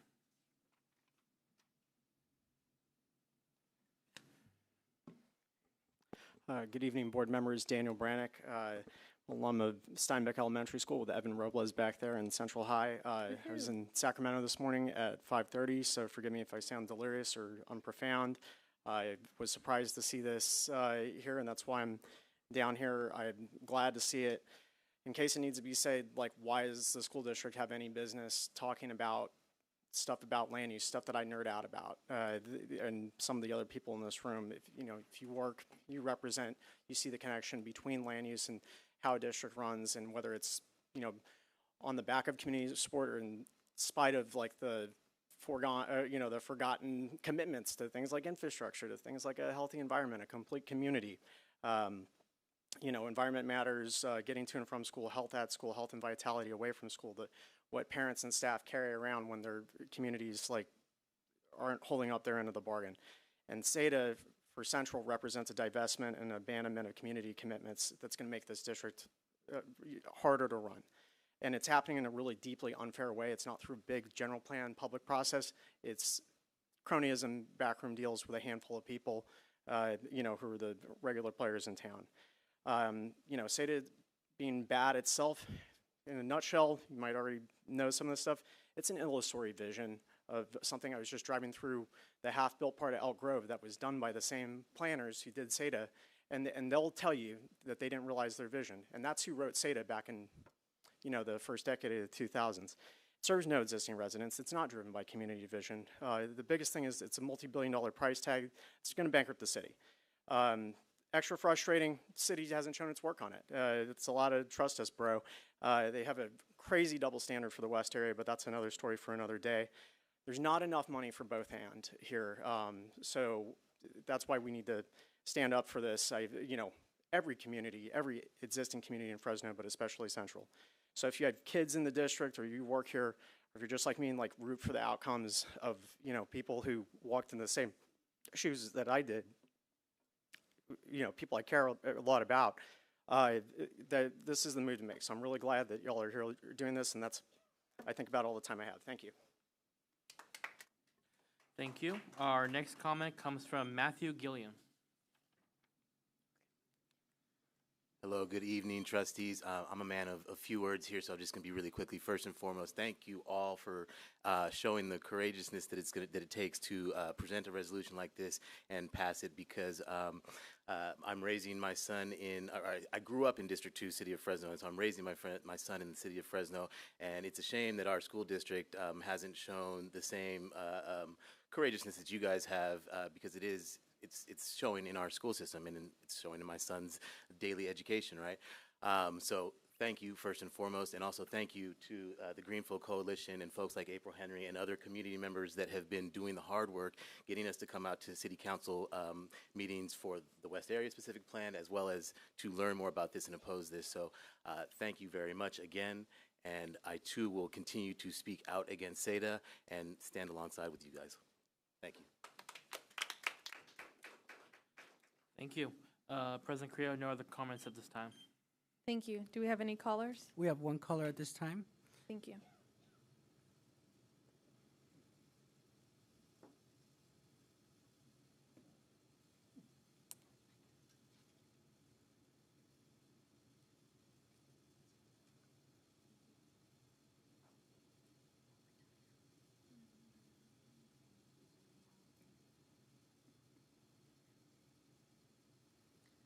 I have Gabriel Suarez. Gabriel Suarez, you are on with the board. You have 3 minutes to make your public comment. Hi, it's nice to see that Central Unified is actually doing something for once in a lot of years. But this just makes a good soundbite for the election campaign season. What I'd really like to address is the elephant in the room. Central Unified already created its own CETA by pandering to developers like Granville Homes, who built near Justin Garza High. And, with the new district redrawing of the boundaries, the old and outdated schools were neglected, like El Cap and Central High, the most outdated high school in Fresno that has a champion water polo team, but is the only high school in Fresno with no pool. Not only do you need to pass this CETA opposition resolution, but you need to address the inequity that you created, Mr. Singh, and by redrawing the district boundaries to appease the developers. And if you really cared about doing something meaningful, then you would do something to address the inequity that you created, because you're trying to pull the wool over people's eyes and make it seem like you oppose CETA when you created one in your own district and you're not willing to do a thing about it. You don't say one word ever, but then you go off and talk about equity when you like to Mr. promote it. Suarez, if we can pause the time. Your comment does need to be limited to the item that the board is considering, which is opposing the resolution opposing the Southeast Development Area Plan. So I would ask that you limit your comments. If they're not going to be further related to the resolution, we will conclude your time to speak. You have 1 minute and 37 seconds left.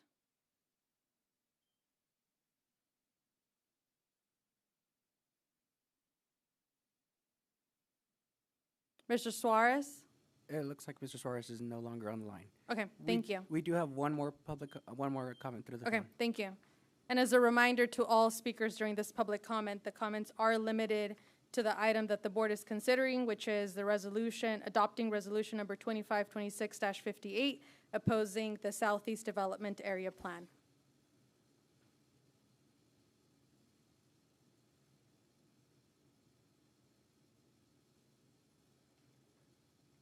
Okay, I have Crystal Cabrera on the phone. Crystal, you have 3 minutes with the board, and your time starts now. Thank you. Thank you for giving me the opportunity to speak tonight. And I want to speak to urge the board to adopt this resolution formally opposing CETA. I would like to echo what Gabriel just said about how important it is that the district not only take a stand against CETA, a formal stand against it, but also implement more equitable policies within our own district. As you all are aware, and as our community is aware, our lines were recently redrawn, and they were redrawn with heavy input of wealthy developers. And what that's creating in our own district is an inequity where resources are being pooled from the southern part of the district, and the budget is not being balanced so that the schools on the southern side of the district are being invested in, or even the southern side of the district being invested in the same way as the schools on the northern side of the district are being invested in. And so I urge you, board, to start studying more equitable policies and start implementing more equitable policies, and to make that a #1 priority, because the kids on the southern side of the district are really suffering as a result of the lack of the resources. One thing in particular that I know that is happening is at the Central West High School, the art teacher is being let go. Ms. And Cabrera, that's a really your comments Yes? need to be limited to the item that the board is considering, which is the Right. resolution. So right. You have 1 minute and 31 seconds. Do you have any further comments related to the resolution? Yes, I do. That's an important part of the resolution. And why are we adopting a resolution opposing SATA when we need to implement those policies here in our own district? That's my point, is that not only do we need to formally adopt this resolution opposing SATA, but we need to adopt those policies here in Central Unified, like this teacher that's being let go at Central West. Ms. Cabrera, this is the final reminder to limit your comments to the resolution. If you'd like to speak on any item that is not on the agenda, The appropriate time to address the board is during comments from the public on non-agendized items. It's an issue of equity for kids on the south side of the district and lack of resources on the south side of the district because of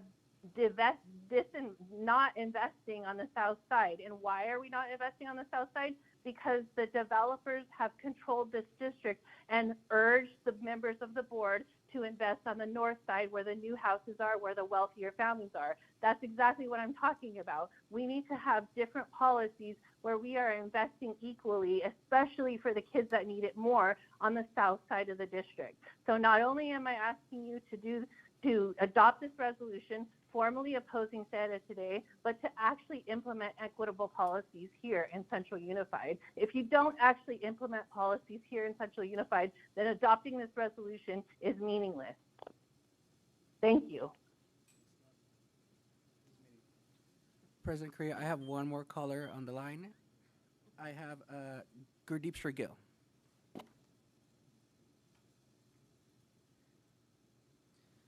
Mr. Shrigil, you have 3 minutes with the board, and your time starts now. Yes. I should say good night or good evening to our wonderful superintendent, our wonderful board. Jashinia, thank you. My name is Gurdeep Singh Shergill. I'm a community member.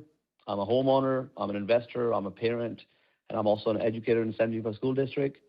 I must say that it takes a lot of courage to bring something, especially adopting a resolution opposing SEDA. It takes a lot. There's a lot of political agenda going on, with that. Personally, I am not against any developments. I'm a very pro developments because that's how tax dollars come in when there are roofs. That's how we get a lot of money in school districts. But the thing is, city needs to complete west of 99 first, the 93722, 93723. Please look at our roadways, Polk Avenue, Shields Avenue, Cornelia Avenue, where thousands of our parents, teachers, students, community members, even our board members and superintendent, where we all drive. Look at all those, the roadways. Everything needs to be fixed. So, before city works on SEDA, which they should, in the upcoming 20, 30, 40 years, they need to, fix west of 99 and all the promises that were made to west of 99, especially the Central Unified School District communities, all the 60, 70,000 families. So it takes a lot of courage, I must say. Like I said, there's a lot of political things going on in City of Fresno. So good job to San Unified School District, our superintendent, our wonderful board for standing up. And you are standing up for Central. You are standing up for the people you represent. And I hope today this board will do the right thing by opposing SEDA and just standing up for your people. And I think, and also keeping City of Fresno, our elected officials accountable. So once again, thank you, and keep up the good work. We appreciate all the community members, parents, teachers, students, our board, our superintendent, and everyone else. Blessings to you all. Thank you. Sat Sri Akal. Sada bahut dhanyawad. Thank you. President Korea, I have no more callers on the line. Thank you. Any comments or questions from the board? Okay, Trustee Kirk and then Trustee Nandeep Singh. I better go before you. You probably have better comments than I do.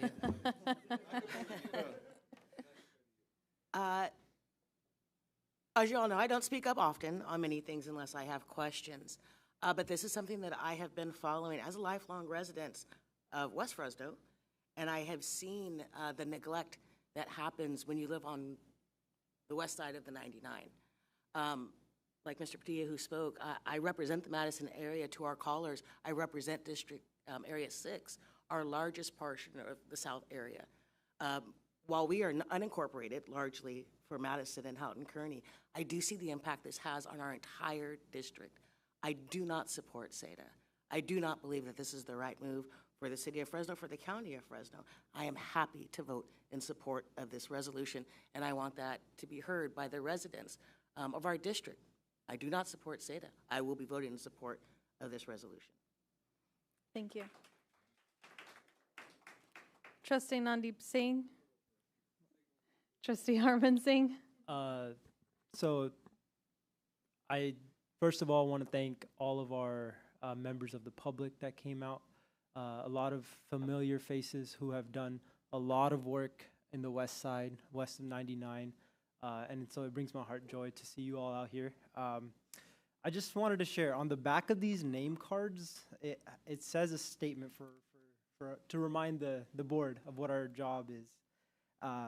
And so it says, "We, the elected trustees of the Central Unified School District, as entrusted public stewards, will work collaboratively to," and I'm just going to read the first bullet point, "serve in the best interest of our students and community."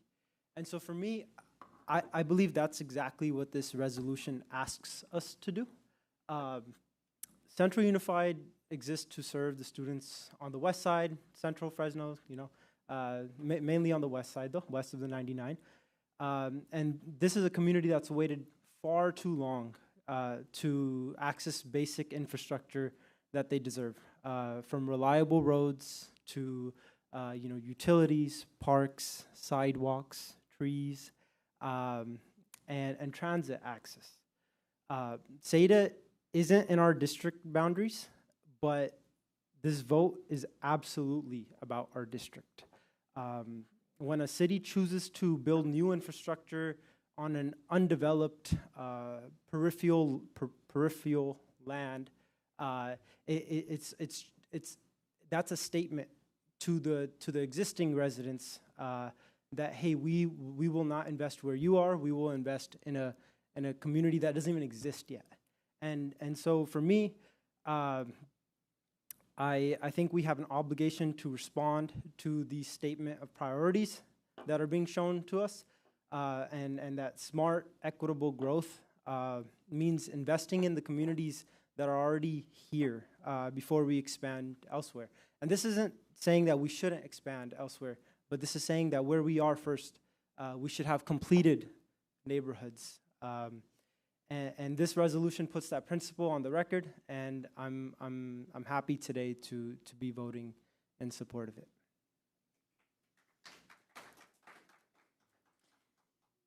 Trustee Nandeep Singh, do you want to be the last to speak? Okay. He wants to be last. Okay. Trustee Kirfan. Thank you, President Carrillo, and thank you to the community members who have spoken. I want to share that I am not by any means a NIMBY. We are in a housing crisis in Fresno. We're in a housing crisis in California, and we're seeing declining enrollment in many school districts because we're in a housing crisis. So I'm not opposed to development. I definitely want to see more housing and more development in the city of Fresno. My issue is that SEDA, as currently proposed, the funding is just not there. It's going to negatively affect the city of Fresno's general fund. The infrastructure underground is not there in regards to sewer and water. The places where it is already there is on the west side within Central Unified. We are primed for that same kind of development and growth because what we have already is a community-led plan, the West Area Specific Plan, that we've been working on for nearly a decade now, I believe. And the city of Fresno just approved in this past fall. So we have the opportunity to do that same growth, fill Fresno's housing needs here on the west side smartly, filling in the holes that have been left behind through leapfrog development. I support this resolution because we need to see this kind of community-led development in Fresno.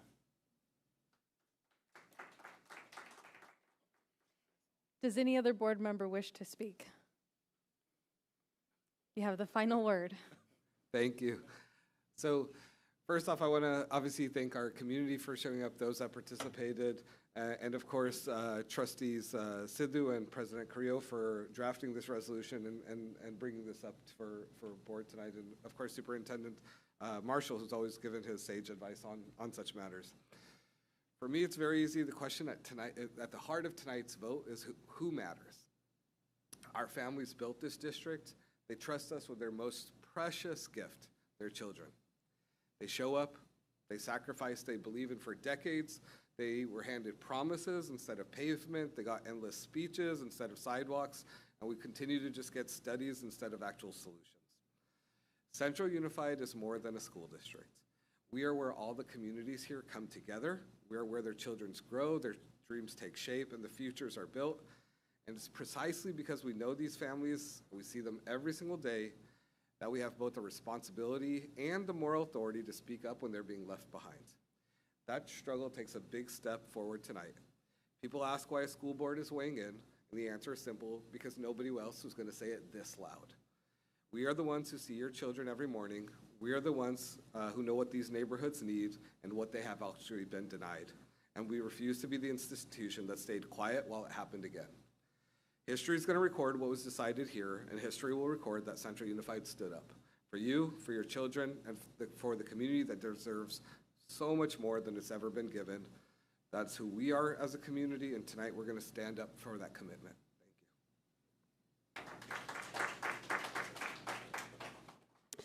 Thank you. And with that, while it's procedurally not appropriate, I will ask the board that we yield the motion to be made by Trustee Sadoo. So may I have a motion to adopt resolution number 2526-58 opposing the Southeast Development Area Plan? I would like to make a motion to adopt the resolution 2526-58 to oppose the SADA plan. Thank you. I have a motion by Trustee Sadoo. Is there a second? I'll second. Thank you. I have a second by Trustee Harman Singh. All in favor, please say aye. Aye. Any opposed? Any abstentions? Motion carries.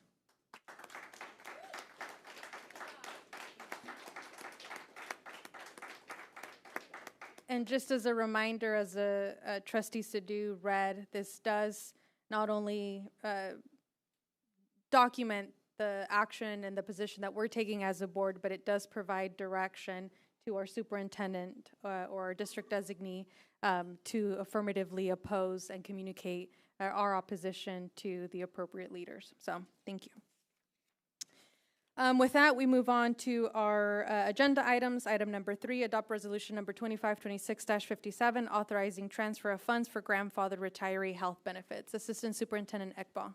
Good evening. This is a grandfather retiree health benefits that is connected to a lifetime benefits that were offered twice by the district, first in 2005 and second time in 2011. Administration is recommending the board adopt the resolution. Thank you. Any questions or comments? We have no comments at this time. Thank you. Any questions or comments from the board? What are the wishes of the board? Motion to approve? Second. Thank you. I have a motion by Trustee Kirk. I have a second by Vice President Sellers. All in favor, please say aye. Aye. Any opposed? Any abstentions? Motion carries unanimously. We move on to item number 4, approved tentative agreement between Central Unified School District and California School Employees Association, Chapter 474. Dr. Childs? Yes, thank you, President Carrillo. So good evening, board. A tentative agreement has been reached between Central Unified School District and CSEA Chapter 474 regarding the 24-25 contract reopeners for the existing collective bargaining agreement effective July 1st to June 30th of 2026. This tentative agreement has also been ratified by members of the California School Employees Association, Chapter 474. I do know that we have President Aguirre in the building. We want to thank her for all the negotiations. That was very productive, that we feel that we have reached a side that benefits both our members and the district. It has also been ratified, and some of the highlights, it's a 1.5% effective increase in salary for the 24-25 school year, retroactive to July 1st, 2024. Release time for the CSEA chapter president, a summer assistance program available to our classified employees, sponsoring construction trade certificate of achievement through Fresno City College, residency program for aides to earn special education teaching credentials through Fresno County Superintendent of Schools, CSEA Conference Fund for professional development, and increased amounts for degree credits. Administration is recommending approval of the tentative agreement between Central Unified School District and California School Employees Association, Chapter 474. Thank you. Any questions or comments? No comments at this time. Thank you. Questions or comments from the board? What are the wishes of the board? Trustee Carrillo, with great thanks to our CSEA partners and in honor of their honoring week in May, I motion to approve. Thank you, Trustee Kirk. I have a motion by Trustee Kirk. Is there a second? Second. I have a second by Trustee Nandeep Singh. And this is to approve the tentative agreement between Central Unified School Districts and California School Employees Association, Chapter 474. All in favor, please say aye. Aye. Any opposed? Any abstentions? Motion carries with Trustee Sadoo absent. We move on to item number 5, approve third-year option agreement to perform independent audit services for fiscal year 26-27. Assistant Superintendent Ekbal. All right, the district has a 2-year agreement with LPS, our independent auditors, with an option to extend for third year, which is about 64,000, 2,000 more from last year increase. So administration recommending the board approve the third-year option agreement to perform independent audit for fiscal year 26-27. Thank you. Any comments from the public? We have no comments at this time. Thank you. And so then after the conclusion of this contract year, we will go out and request, I'm assuming put out an RFP? Okay, thank you. Any questions or comments from the board? Okay, is there a motion to approve the third-year option agreement to perform independent audit services for fiscal year 26-27 by Linger, Peterson, and Shroom? So moved. Thank you. I have a motion by Vice President Sellers. Is there a second? I will second that. All in favor, please say aye. Aye. Any opposed? Any abstentions? Motion carries 6-0 with Trustee Kirk absent. Item number 6, adopt resolution number 2526-56 regarding preschool TK kindergarten grant. Director Both. Good evening, Board President Carrillo, Superintendent Dr. Marshall, and board members. Tonight, administration is bringing a resolution forward that will allow the district to apply for the California Preschool Transitional Kindergarten and Full-Day Kindergarten Facilities Grant Program. This grant provides districts an opportunity to receive funds to retrofit classrooms that are being used for preschool, transitional kindergarten, and kindergarten, or to build new facilities for preschool, transitional kindergarten, and kindergarten. This grant does not provide 100% funding, and the district would need to contribute matching funds. The funding breakdown for full-day kindergarten, new construction is a 50-50 split. Full-day kindergarten, where we retrofit existing classrooms, is a 60-40, with the state picking up 60%. And transitional kindergarten and preschool, new construction and retrofit at 75% for the state and 25% for the district. Our resolution does cover every elementary, but we are focusing on our top sites that have the most TK and kinder students. We will not be including Hernan Barstow or McKinley in our initial application, since those sites are will be addressed during the modernization and have funding covered by the bond that was recently passed. We are not at this time focusing on preschool as a requirement for the preschool grant would also be that we offer full day preschool, which we do not at this time. The project would return after we are awarded any funds and the project is bid out. Administration is recommending that the board adopt resolution 2526-56 preschool TK kindergarten grant after I answer any questions the board may have. Thank you. Any comments from the public? No comments from the public at this time. Comments or questions from the board? I do have a question. So when will we hear back on the grant? Right now they're telling us around, I believe like end of September, beginning of October. Okay. So can we make sure that we get an information item once we do hear back, and then an actual refined list of the campuses that we're looking at? I know you mentioned why we list all of them, and I also understand why, and where we're going to prioritize, but I would just like the board to be aware of what's happening, and then also how much we're going to be contributing, because would that be coming from the general fund? It would be a general fund contribution, and at that time we do get awarded, we can look to see how we'll be able to provide those matching funds. Yeah, so we'll want to make sure that we also get a budget, maybe at a minimum an information item. Once we receive the grant, we may need to plan for a workshop to have a more in-depth conversation about the funding aspect of it. I think this is just to get in line. Yeah, I understand. Yeah. But I just want to make sure that for the record, you all know what our expectations are moving forward, which I am not hearing any opposition from the board. Do you have a question? Okay. I anticipated that. I have a quick question. Trustee Kirfan? Thank you, President Carrillo.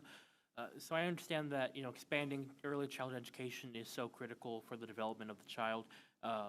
If the grant is approved and we have the funding, do we know what kind of capacity for how many more students we'll be able to provide preschool for? So the grant's not really for providing additional services, it's to create space for those kids that we're already serving. So we're using our current enrollment, that's the information that the grant is asking for. I guess as a byproduct, if we create additional classrooms that are being used for TK kindergarten currently and retrofit them so they meet all of Title V requirements, then yeah, those spaces would then, for growth, yeah. So like some of our schools have 2 TK kindergarten classrooms on their campus, but through the process of this grant, we would be possibly adding 2 more. So then that would be the growth of the 2 additional classrooms. So are we retrofitting or are we expanding? The grant we're going to be doing for retrofit. Okay, so not projected to have increased enrollment for TK. I mean, our numbers have been increasing every year, but since this grant we're not going to be able to get it till October, and then we're not going to be able to probably start on that project till late 2026, beginning of 2027. I don't want to use this grant as a vessel to try to predict where the growth is going to be and then provide that growth beforehand. This is really kind of on the back end where we're playing catch up still with this grant. Okay, thank you. Any other questions or comments from the board? I'll move to approve the resolution 2526-56 regarding preschool TK kindergarten grant. Is there a second? Thank you. I have a second by Trustee Kirk. All in favor, please say aye. Aye. Any opposed? Any abstentions? Motion carries 7-0. Our next action item is item number 8, approve adoption of instructional materials for K through 12 mathematics. Thank you for patiently waiting.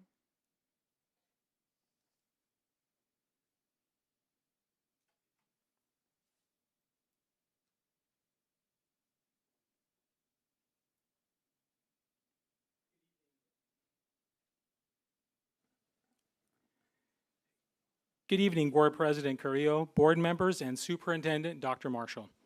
My name is Greg Chaparian, Assistant Director in Curriculum and Instruction, and I'm here tonight as a proud member of the Math Adoption Team to share with you our recommendation of Imagine IM California for instructional materials for K-12 mathematics.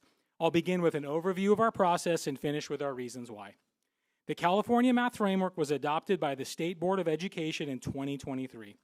Publishers redesigned their programs to align to the revised framework, submitted them for review, and the State Board of Education adopted those programs that were recommended by the review panel in November 2025. An updated framework initiates the adoption process to ensure alignment of materials with guidelines.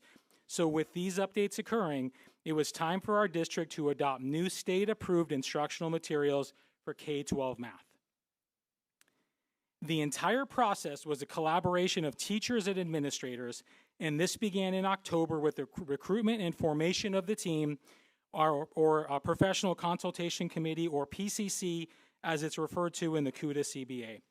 Teachers were emailed directly the flyer you see here, which outlined that teachers at every K-12 grade and site were actively invited to have a wide range of teacher voices.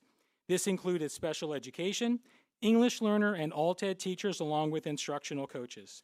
After follow-up efforts for additional recruitment, the final team was set with 35 teachers that included the range of those groups, as well as 13 administrators, 7 from sites and 6 from the district office, again, representing general education, special education, and English learners. Central Unified had its PCC adoption team, and we're ready to get to work.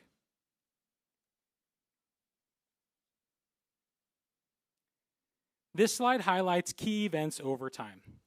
After the team was formed and collaboratively established its goals, in October we began learning about the shifts we could expect in the new math materials based on the revised framework.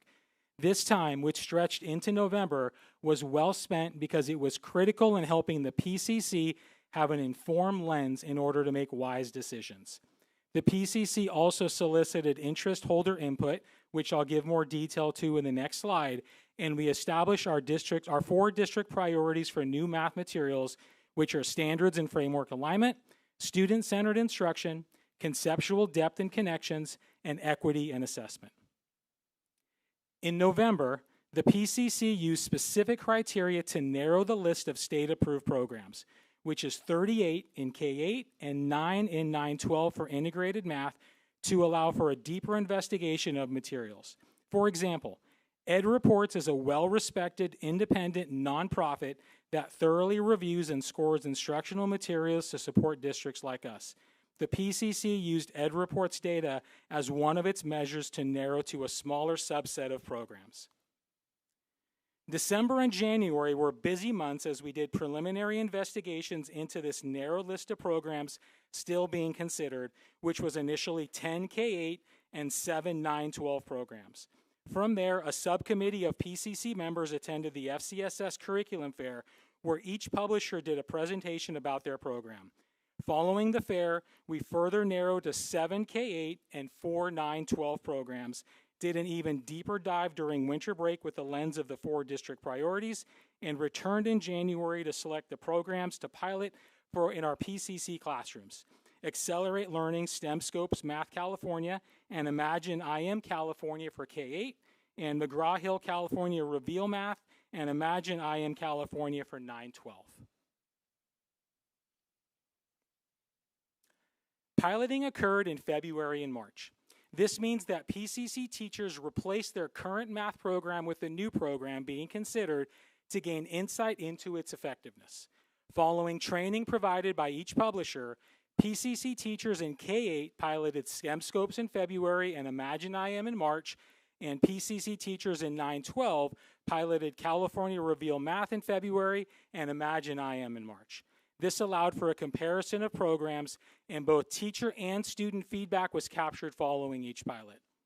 This 2-month window was also a time the broader community could view the pilot programs and provide input, and I'll provide more details about this on the next slide.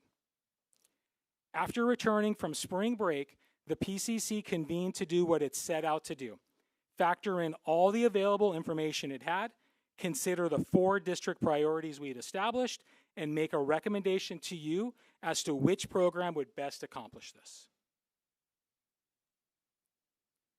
There were many ways interest holders, teachers, students, families, and administrators were involved to gain their insights and support the team in its decision. In October, a community survey about math was provided using Parsec Education, which translates questions and allows for responses in text, audio, or video. 931 individuals responded, and the overarching message was interest in a math program with instructional quality, alignment, and diverse learner support. This was affirming to the PCC and its priorities. February and March was another key opportunity for interest holders to be involved, this time with viewing the pilot programs and providing input. This included all families, all students, all teachers, and all administrators. Programs were on display for 2 months at the district office in room 14. I know you saw this well in your closed sessions in that room. And this availability was communicated with 5 Parent Square messages to families and employees, 5 Parent Square messages with math morsels for families, a trilingual flyer at every site, and an open house was held on March 2nd. A third avenue for involvement is the math morsels. The PCC understood the value in learning about the shifts we could expect in new math materials, and spreading this to others was deemed a key next step. This led to condensing the learning to bite-sized chunks, hence the morsels, and designing these short videos for different audiences, one set for educators and another for families. Families already received all 5 through Parent Square, and they can be found on the district YouTube channel, and educators are in the process of viewing and discussing these in staff and math department meetings before year end. A student set is still to come to help them understand what to expect in August, which is exciting math learning experiences that will be increasingly engaging and meaningful. Thank you for your attention with all this information, and I lay this out to emphasize that this team has been incredibly intentional and thorough to arrive at its recommendation.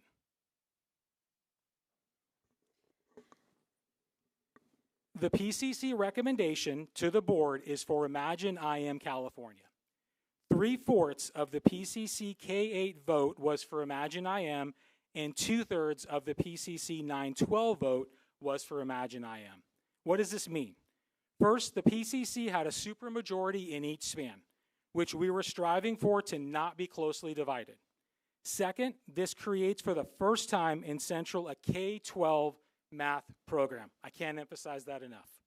And it is exciting. Students across every grade, including key transitions from elementary to middle and middle to high school, will not be adjusting to a new instructional design, and teachers will benefit immensely over time as students coming in will already have the foundation of the design and features such as math language routines, assessments, warm-ups, and cool-downs. As a district, we have been striving for greater coherence across our classrooms, and having a K-12 math program is a tremendous step in this direction. So why Imagine IM? What made it stand out? First, it's a student-centered, problem-based program that encourages conceptual understanding, flexible thinking, collaboration, and academic discourse. These are core principles of effective math teaching practices outlined by the National Council of Teachers of Mathematics, or NCTM. It has strong alignment to the California Math Framework and Common Core standards. Framework features such as an asset-based approach to instruction and active engagement through investigation and connections are pillars of the program. It has regularly embedded student language supports such as math language routines, which are grounded in English language development standards, and language development work from Stanford. Its emphasis on visuals, hands-on, and real-world makes learning math meaningful. These features are also core principles of NCTM's effective math teaching practices. It has teacher and student user-friendly materials, which I want to emphasize are in print and digital. This is not an all-digital program. I can't emphasize that enough. It is not an all-digital program. Students have work text consumables for them to actively engage in with every lesson and are not bound to their screen. Imagine has outlined a robust, multi-year professional development plan that is differentiated for elementary and secondary and for administrators and coaches. Finally, it's not just our PCC that sees strengths. Ed Reports, the independent nonprofit I spoke of earlier, review their national versions. Imagine IM earned 100% in Ed Reports' 3 categories of focus and coherence, rigor in mathematical practices, and teacher and student supports. Imagine IM is highly respected. To close, I want to thank the 35 teachers and 12 other administrators on the PCC. One of our goals was to participate in a process that was collaborative, comprehensive, and transparent.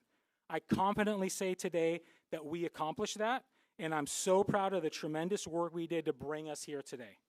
In October, we looked far ahead at today, this important date, and again, I'm here this evening on behalf of the team and the team's recommendation.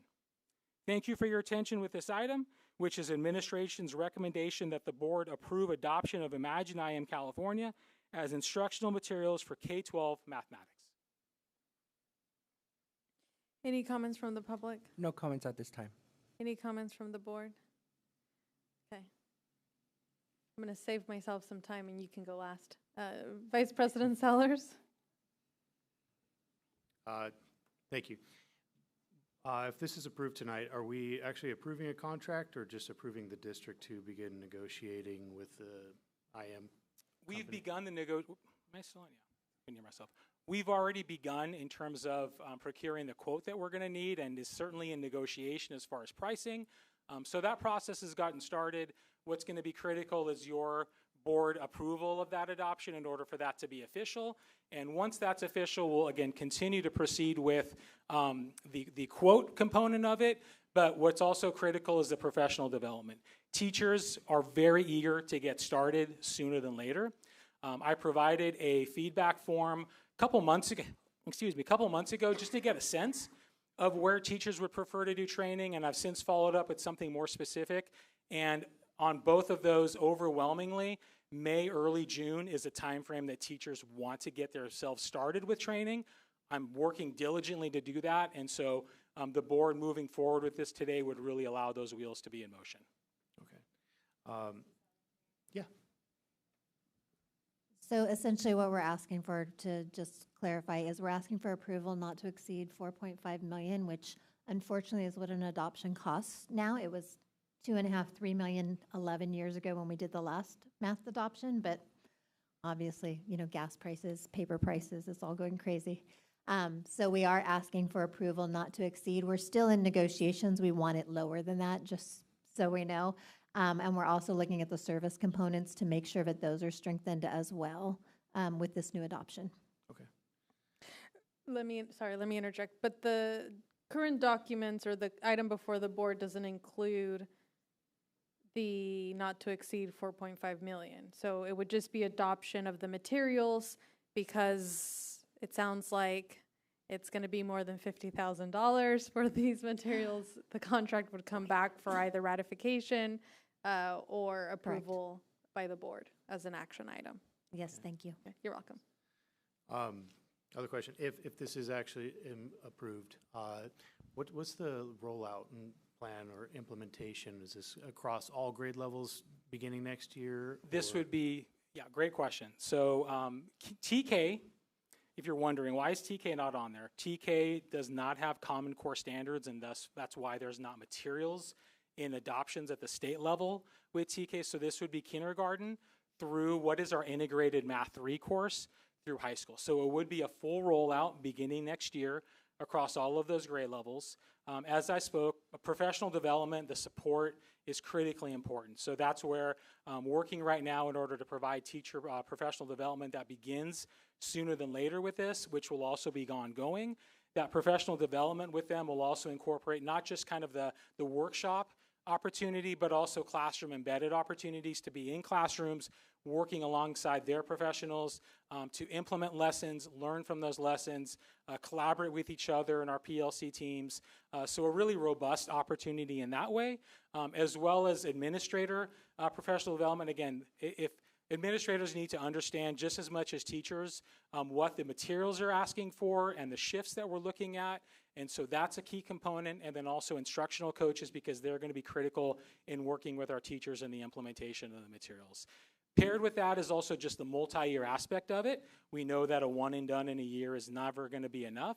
And so knowing that we're going to continue to work beyond just this year, as well as making sure, as we've already started with the plan they provided, the onboarding of new teachers. We're going to have new people coming on board and want to make sure they get professional development as well. Okay. My last question, anytime you implement anything new, there's always that learning curve. Yes. Are we anticipating a decline in student achievement or immediate growth? I'm just curious, because I know that's one of the things that this board is actually looking at is student achievement improving. Should we be anticipating growth right away next year, or? I'm going to borrow from something that Trustee Singh said earlier. Change is not linear. And so implementing new materials is going to be an adjustment for teachers, for students, for administrators. What to expect in terms of growth from there, I think we have to get started. And part of that is just baseline data that we establish next year. And then after that first year of implementation, which is always that first year of just where are we and where are we going to begin with this, we measure the growth from there. So to say whether I can expect there to be growth or not, I don't know that I could put a number or something specific along those lines, but I do say this, that the materials we're looking at long-term in the instructional practices it's putting in place, the coherence across grade levels, I would strongly anticipate there to be strong student growth over time. Okay.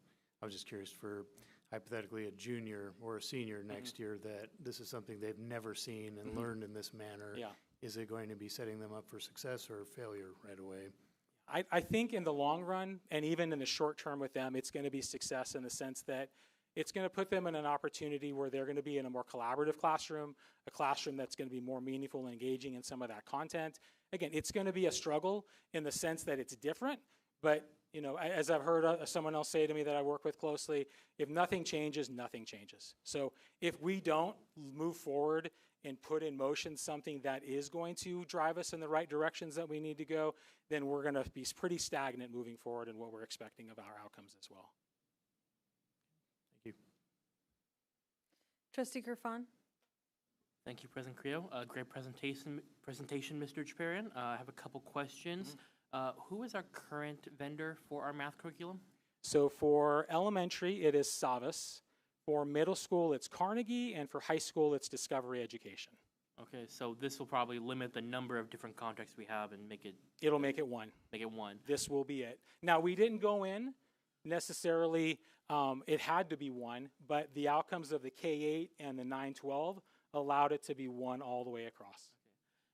Can you elaborate as to what are the strengths that this curriculum has over what we currently have, vendor? Yeah, great question. I think, I mean, not to just go back to what I provided there, but the student-centered, student engagement aspect of learning is at the heart of this material drives forward with, and that just currently isn't the case in the materials that we have. A big component of that is because of that framework shift.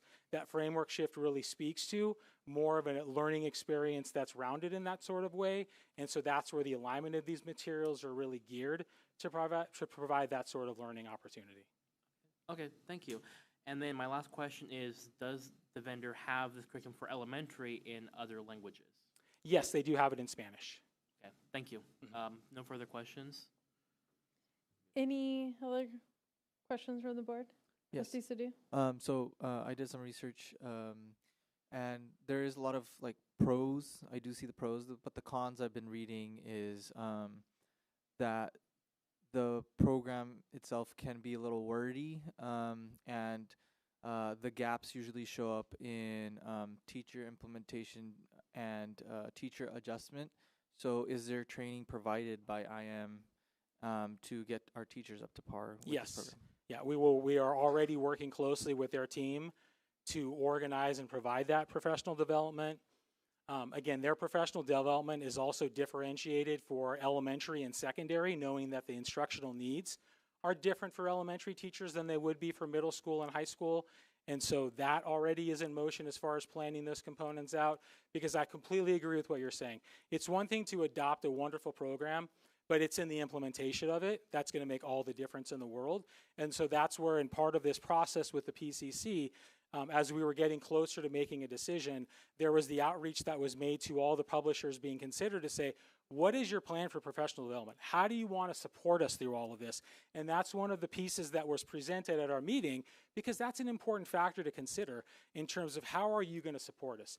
And I can certainly say that Imagine was one amongst the group that really put together a well thought out, multi-year, multi-pronged approach to professional development. And the only last comment, the only other thing I want to bring up, which is like, I guess, a pro that I'm wondering if we would get the benefit of, is that I saw it does bilingual support.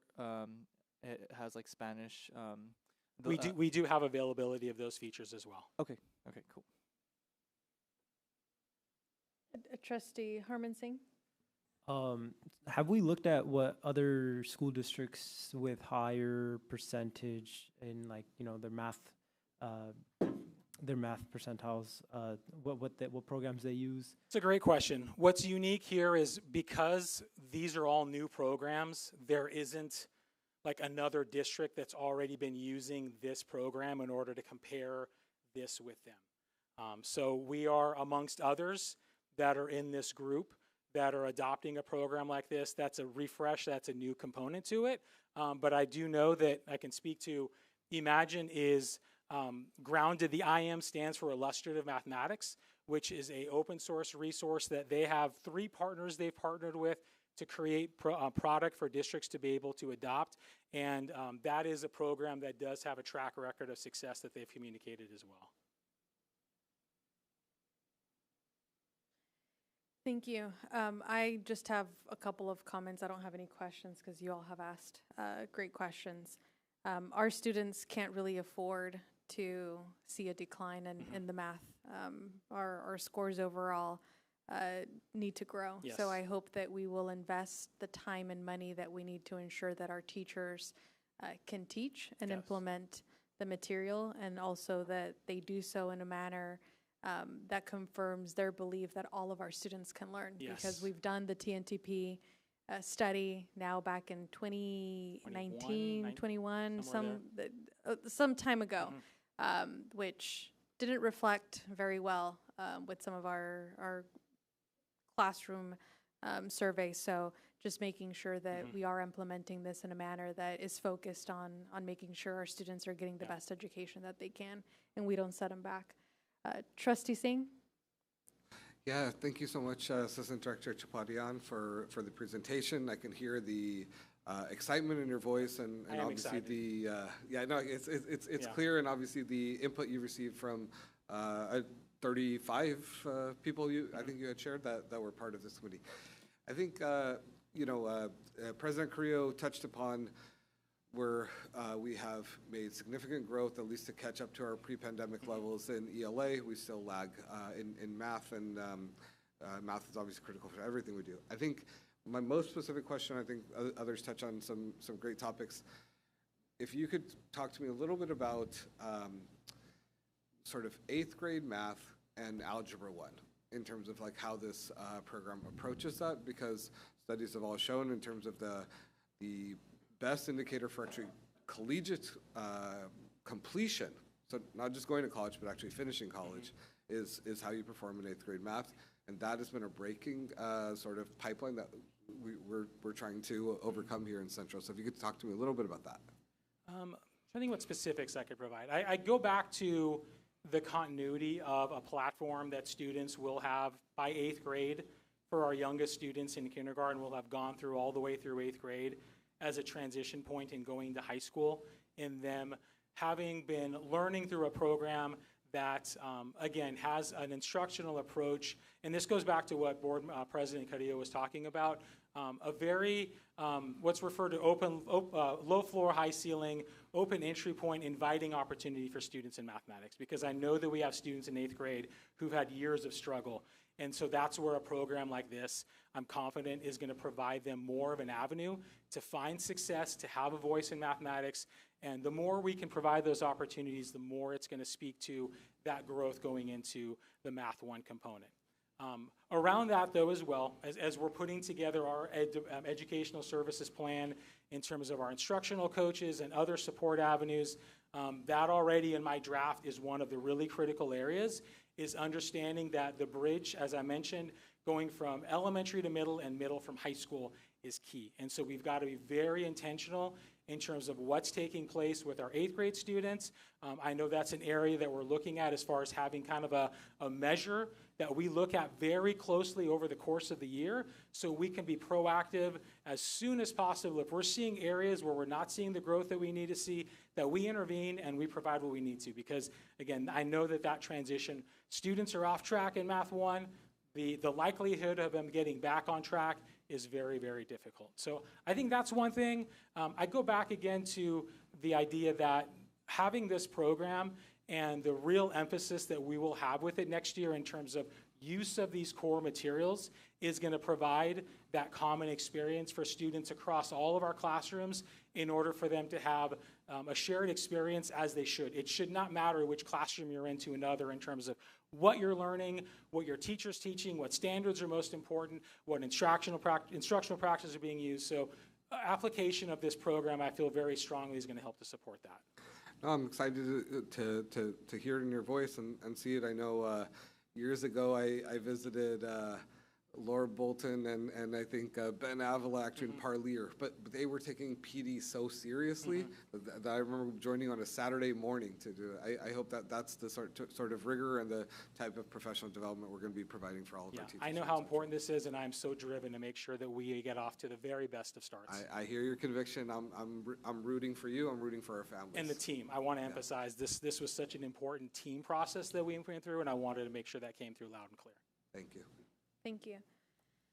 What are the wishes of the board? Motion to approve. Second.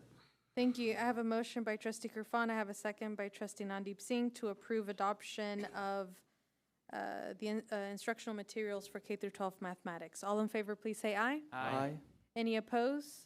Any abstentions? Motion carries. Thank you very much. And our final action item, approve Apple device refresh for 2026. Director Robles. Good evening. Today I have for you the admin Apple device refresh. The district is in need of purchasing Mac computers for the administrative staff and for some growth positions. Mac computers have been the main device used by administrators and teachers for the last 7 years or so. Mac computers integrate very well into our classroom environment that we've kind of standardized on, and many of these devices have reached their usable life and should be replaced with new devices. The expected life of a new Mac computer is at least 5 years, and with every device we purchase, we also purchase a warranty and GMF licensing for management purposes. The estimated cost of this is, going to be $306,939.16 out of the technology services budget. We'll be utilizing a Downey USD piggyback contract, and administration is recommending the board approve this device refresh 2026. Thank you. Any comments from the public? No comments at this time. Comments from the board? Trustee Sidhu? Just a quick question, just out of curiosity, of the last 5 years, how many times did we exercise the warranty to replace an Apple device?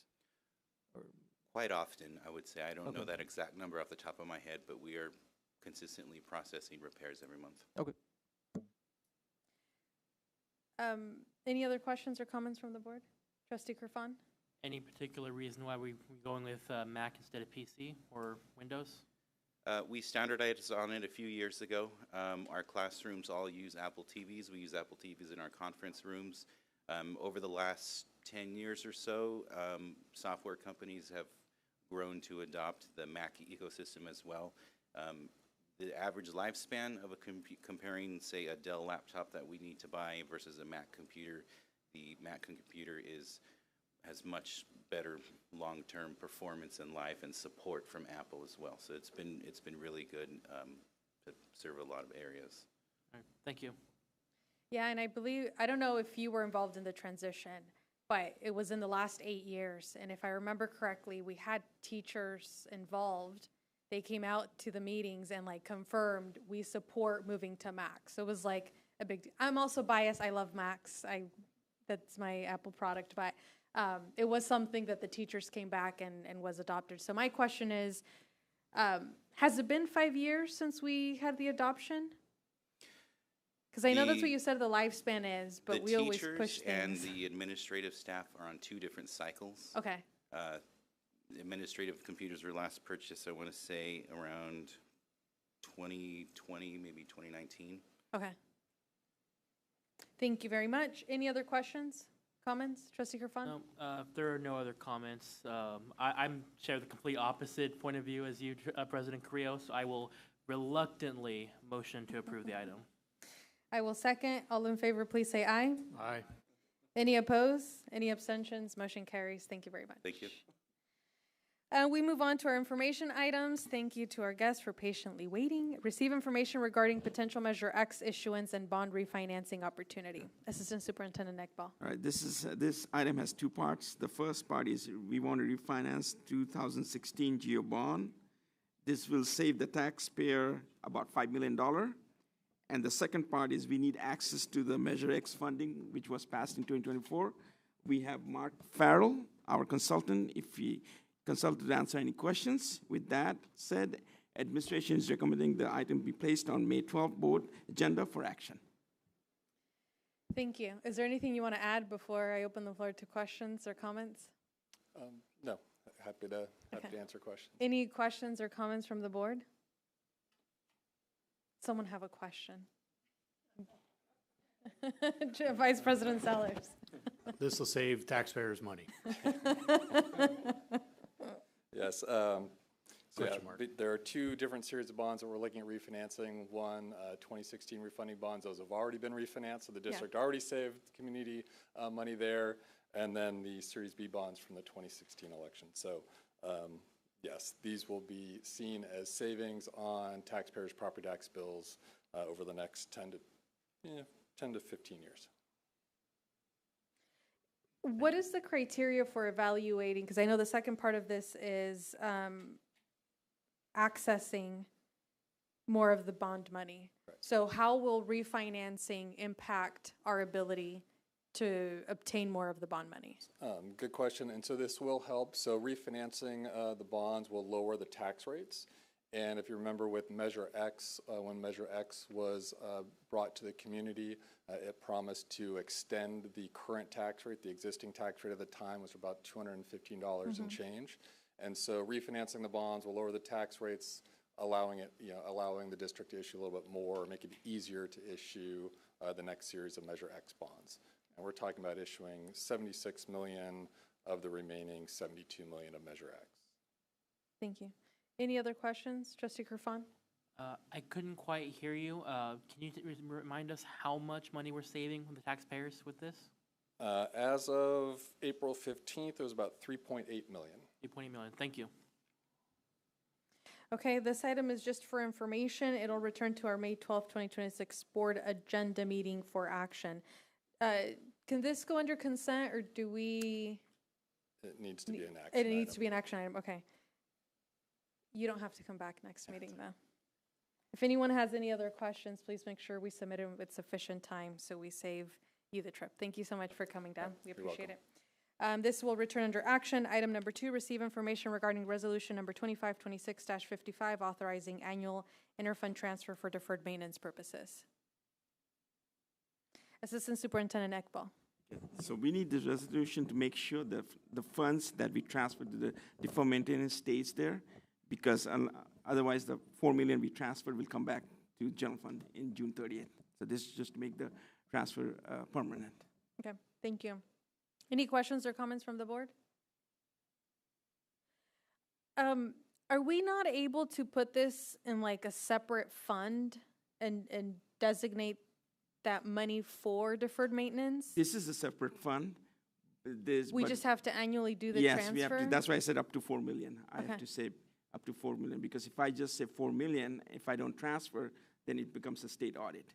So that's why I say up to 4 million. Got it. So Understood. let's say we come a point that we only can transfer 2 million, then we are okay. Okay. But I have to bring this every year. Okay, thank you. Does this need to be approved under action or is consent fine? Action, please. Okay. This will return under action. Item number 3, receive information on 2627 Student and Family Services Contract. Dr. Lopez. Hello again. These items usually come to you every year under wellness contracts, but the item title changed to Student and Family Services Contracts. These contracts are being submitted to renew support services for students and families or under our department. I'm happy to answer any question. A summary was provided for each of the items. Are there any questions or comments? Trustee Kirk and then Trustee Kerfan. Thank you so much, Dr. Lopez. You know, I try and wrap my head around all of these contracts. So I see the information for the contracts. What I don't see really is, please tell me if I'm mistaken, any type of evaluation on how these contracts have been serving our students, since it's so many of them all at once.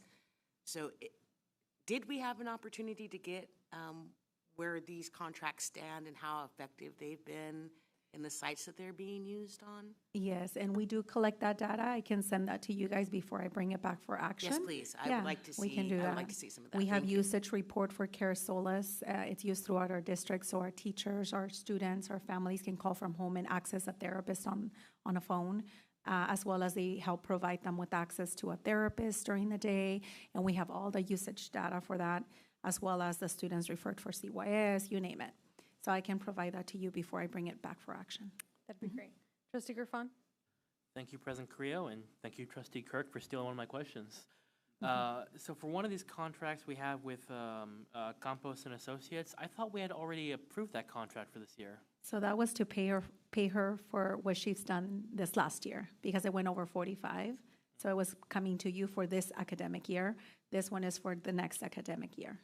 Okay, thank you. And then, before we approve it next meeting, I'm definitely going to be looking for how we are evaluating, since I see in that contract language that we have no control over performance, like directing them, it says, on number 5. So I just want to make sure that we're definitely able to evaluate them at the end to see if they're being effective, since we Yes, can't. what number 5 are you referring to? 2026 CCA contract template. It's likely to make the distinction between who the employer and who the supervisor is. So we don't have the right to evaluate their individual employees, but we do have the right to evaluate the programs. The program, yes. Okay, see, thank you. I'm not a contract lawyer. I wasn't No sure. worries. No worries. Because it sounded like maybe we couldn't direct them during the contract, so I want to make sure we're evaluating. Yeah, and this is for Corinne Campos and Associates? Yes. So we do, yes, and I can provide that again. It's basically the same evaluation we discussed around parent engagement, the number of grants that they're going to help us write, as they did this year already with 3 grants. So we're evaluating them in regards to what we wrote in the grant for community schools. Okay, excellent. Thank you. Mhm. Trustee Nandip Singh? Yes, thank you, Dr. Lopez. I think, obviously you want to see the evaluation prior to the next board meeting. I think to Trustee Kirk's question, I want to kind of share this with the community, but this is something that this board is just much more interested in. Part of our ongoing evaluation of the superintendent includes that any contract over $50,000 will be evaluated for its return on investment. That's a promise we want to make to the community year over year, so that if anything is not moving the needle, if we can't tie those to student outcomes, then that is something that in 1 year the board would have to review whether to continue or to no longer can fund. So it is something that I think is extremely important. Glad they're bringing it up and looking forward to the information to be provided. Of course. One evaluation I can tell you is school status. We had opted to go with another option because of the need to. I expressed this in the board prep. However, due to contract language, we have to do 1 more year with them and look at other options. So yes. Okay, great. And I think just as long as you include that point, that we're contractually obligated to continue that contract, but it hasn't been effective and it's not meeting our needs, so we are going to be transitioning to another provider. Okay, go ahead. And also, if you could just kind of reflect those, I know previous trustee really talked about whenever we're doing sole sources. So yeah, those were attached, I believe, for these items. Yeah. They are. Okay, good. I think if you just highlight them, it would be helpful. Okay, sounds good. But it is in the title and in the supporting documents. Yes. We'll have this return under action. Thank you. And then our final item for tonight, receive information on annual declaration of need for fully qualified educators for the 26-27 school year.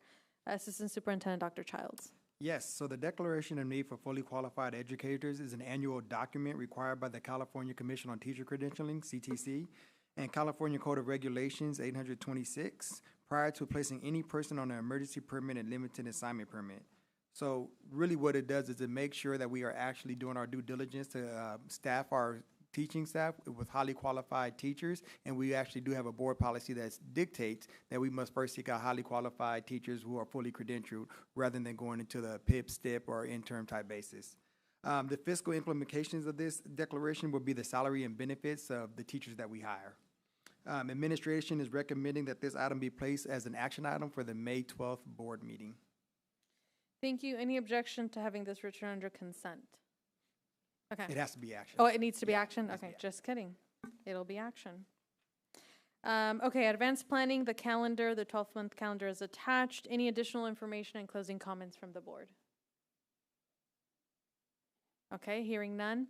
Our next board meeting is scheduled for Tuesday, May 12, 2026 at 5:30 p.m. for closed session and open session immediately after.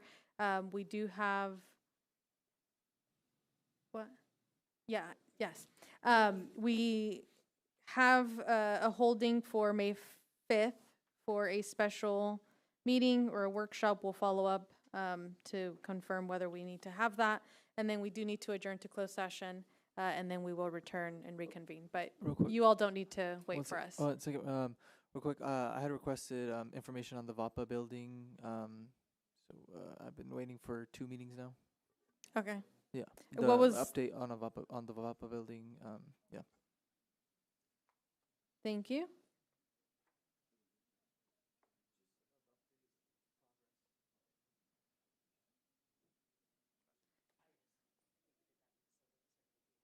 Oh, okay.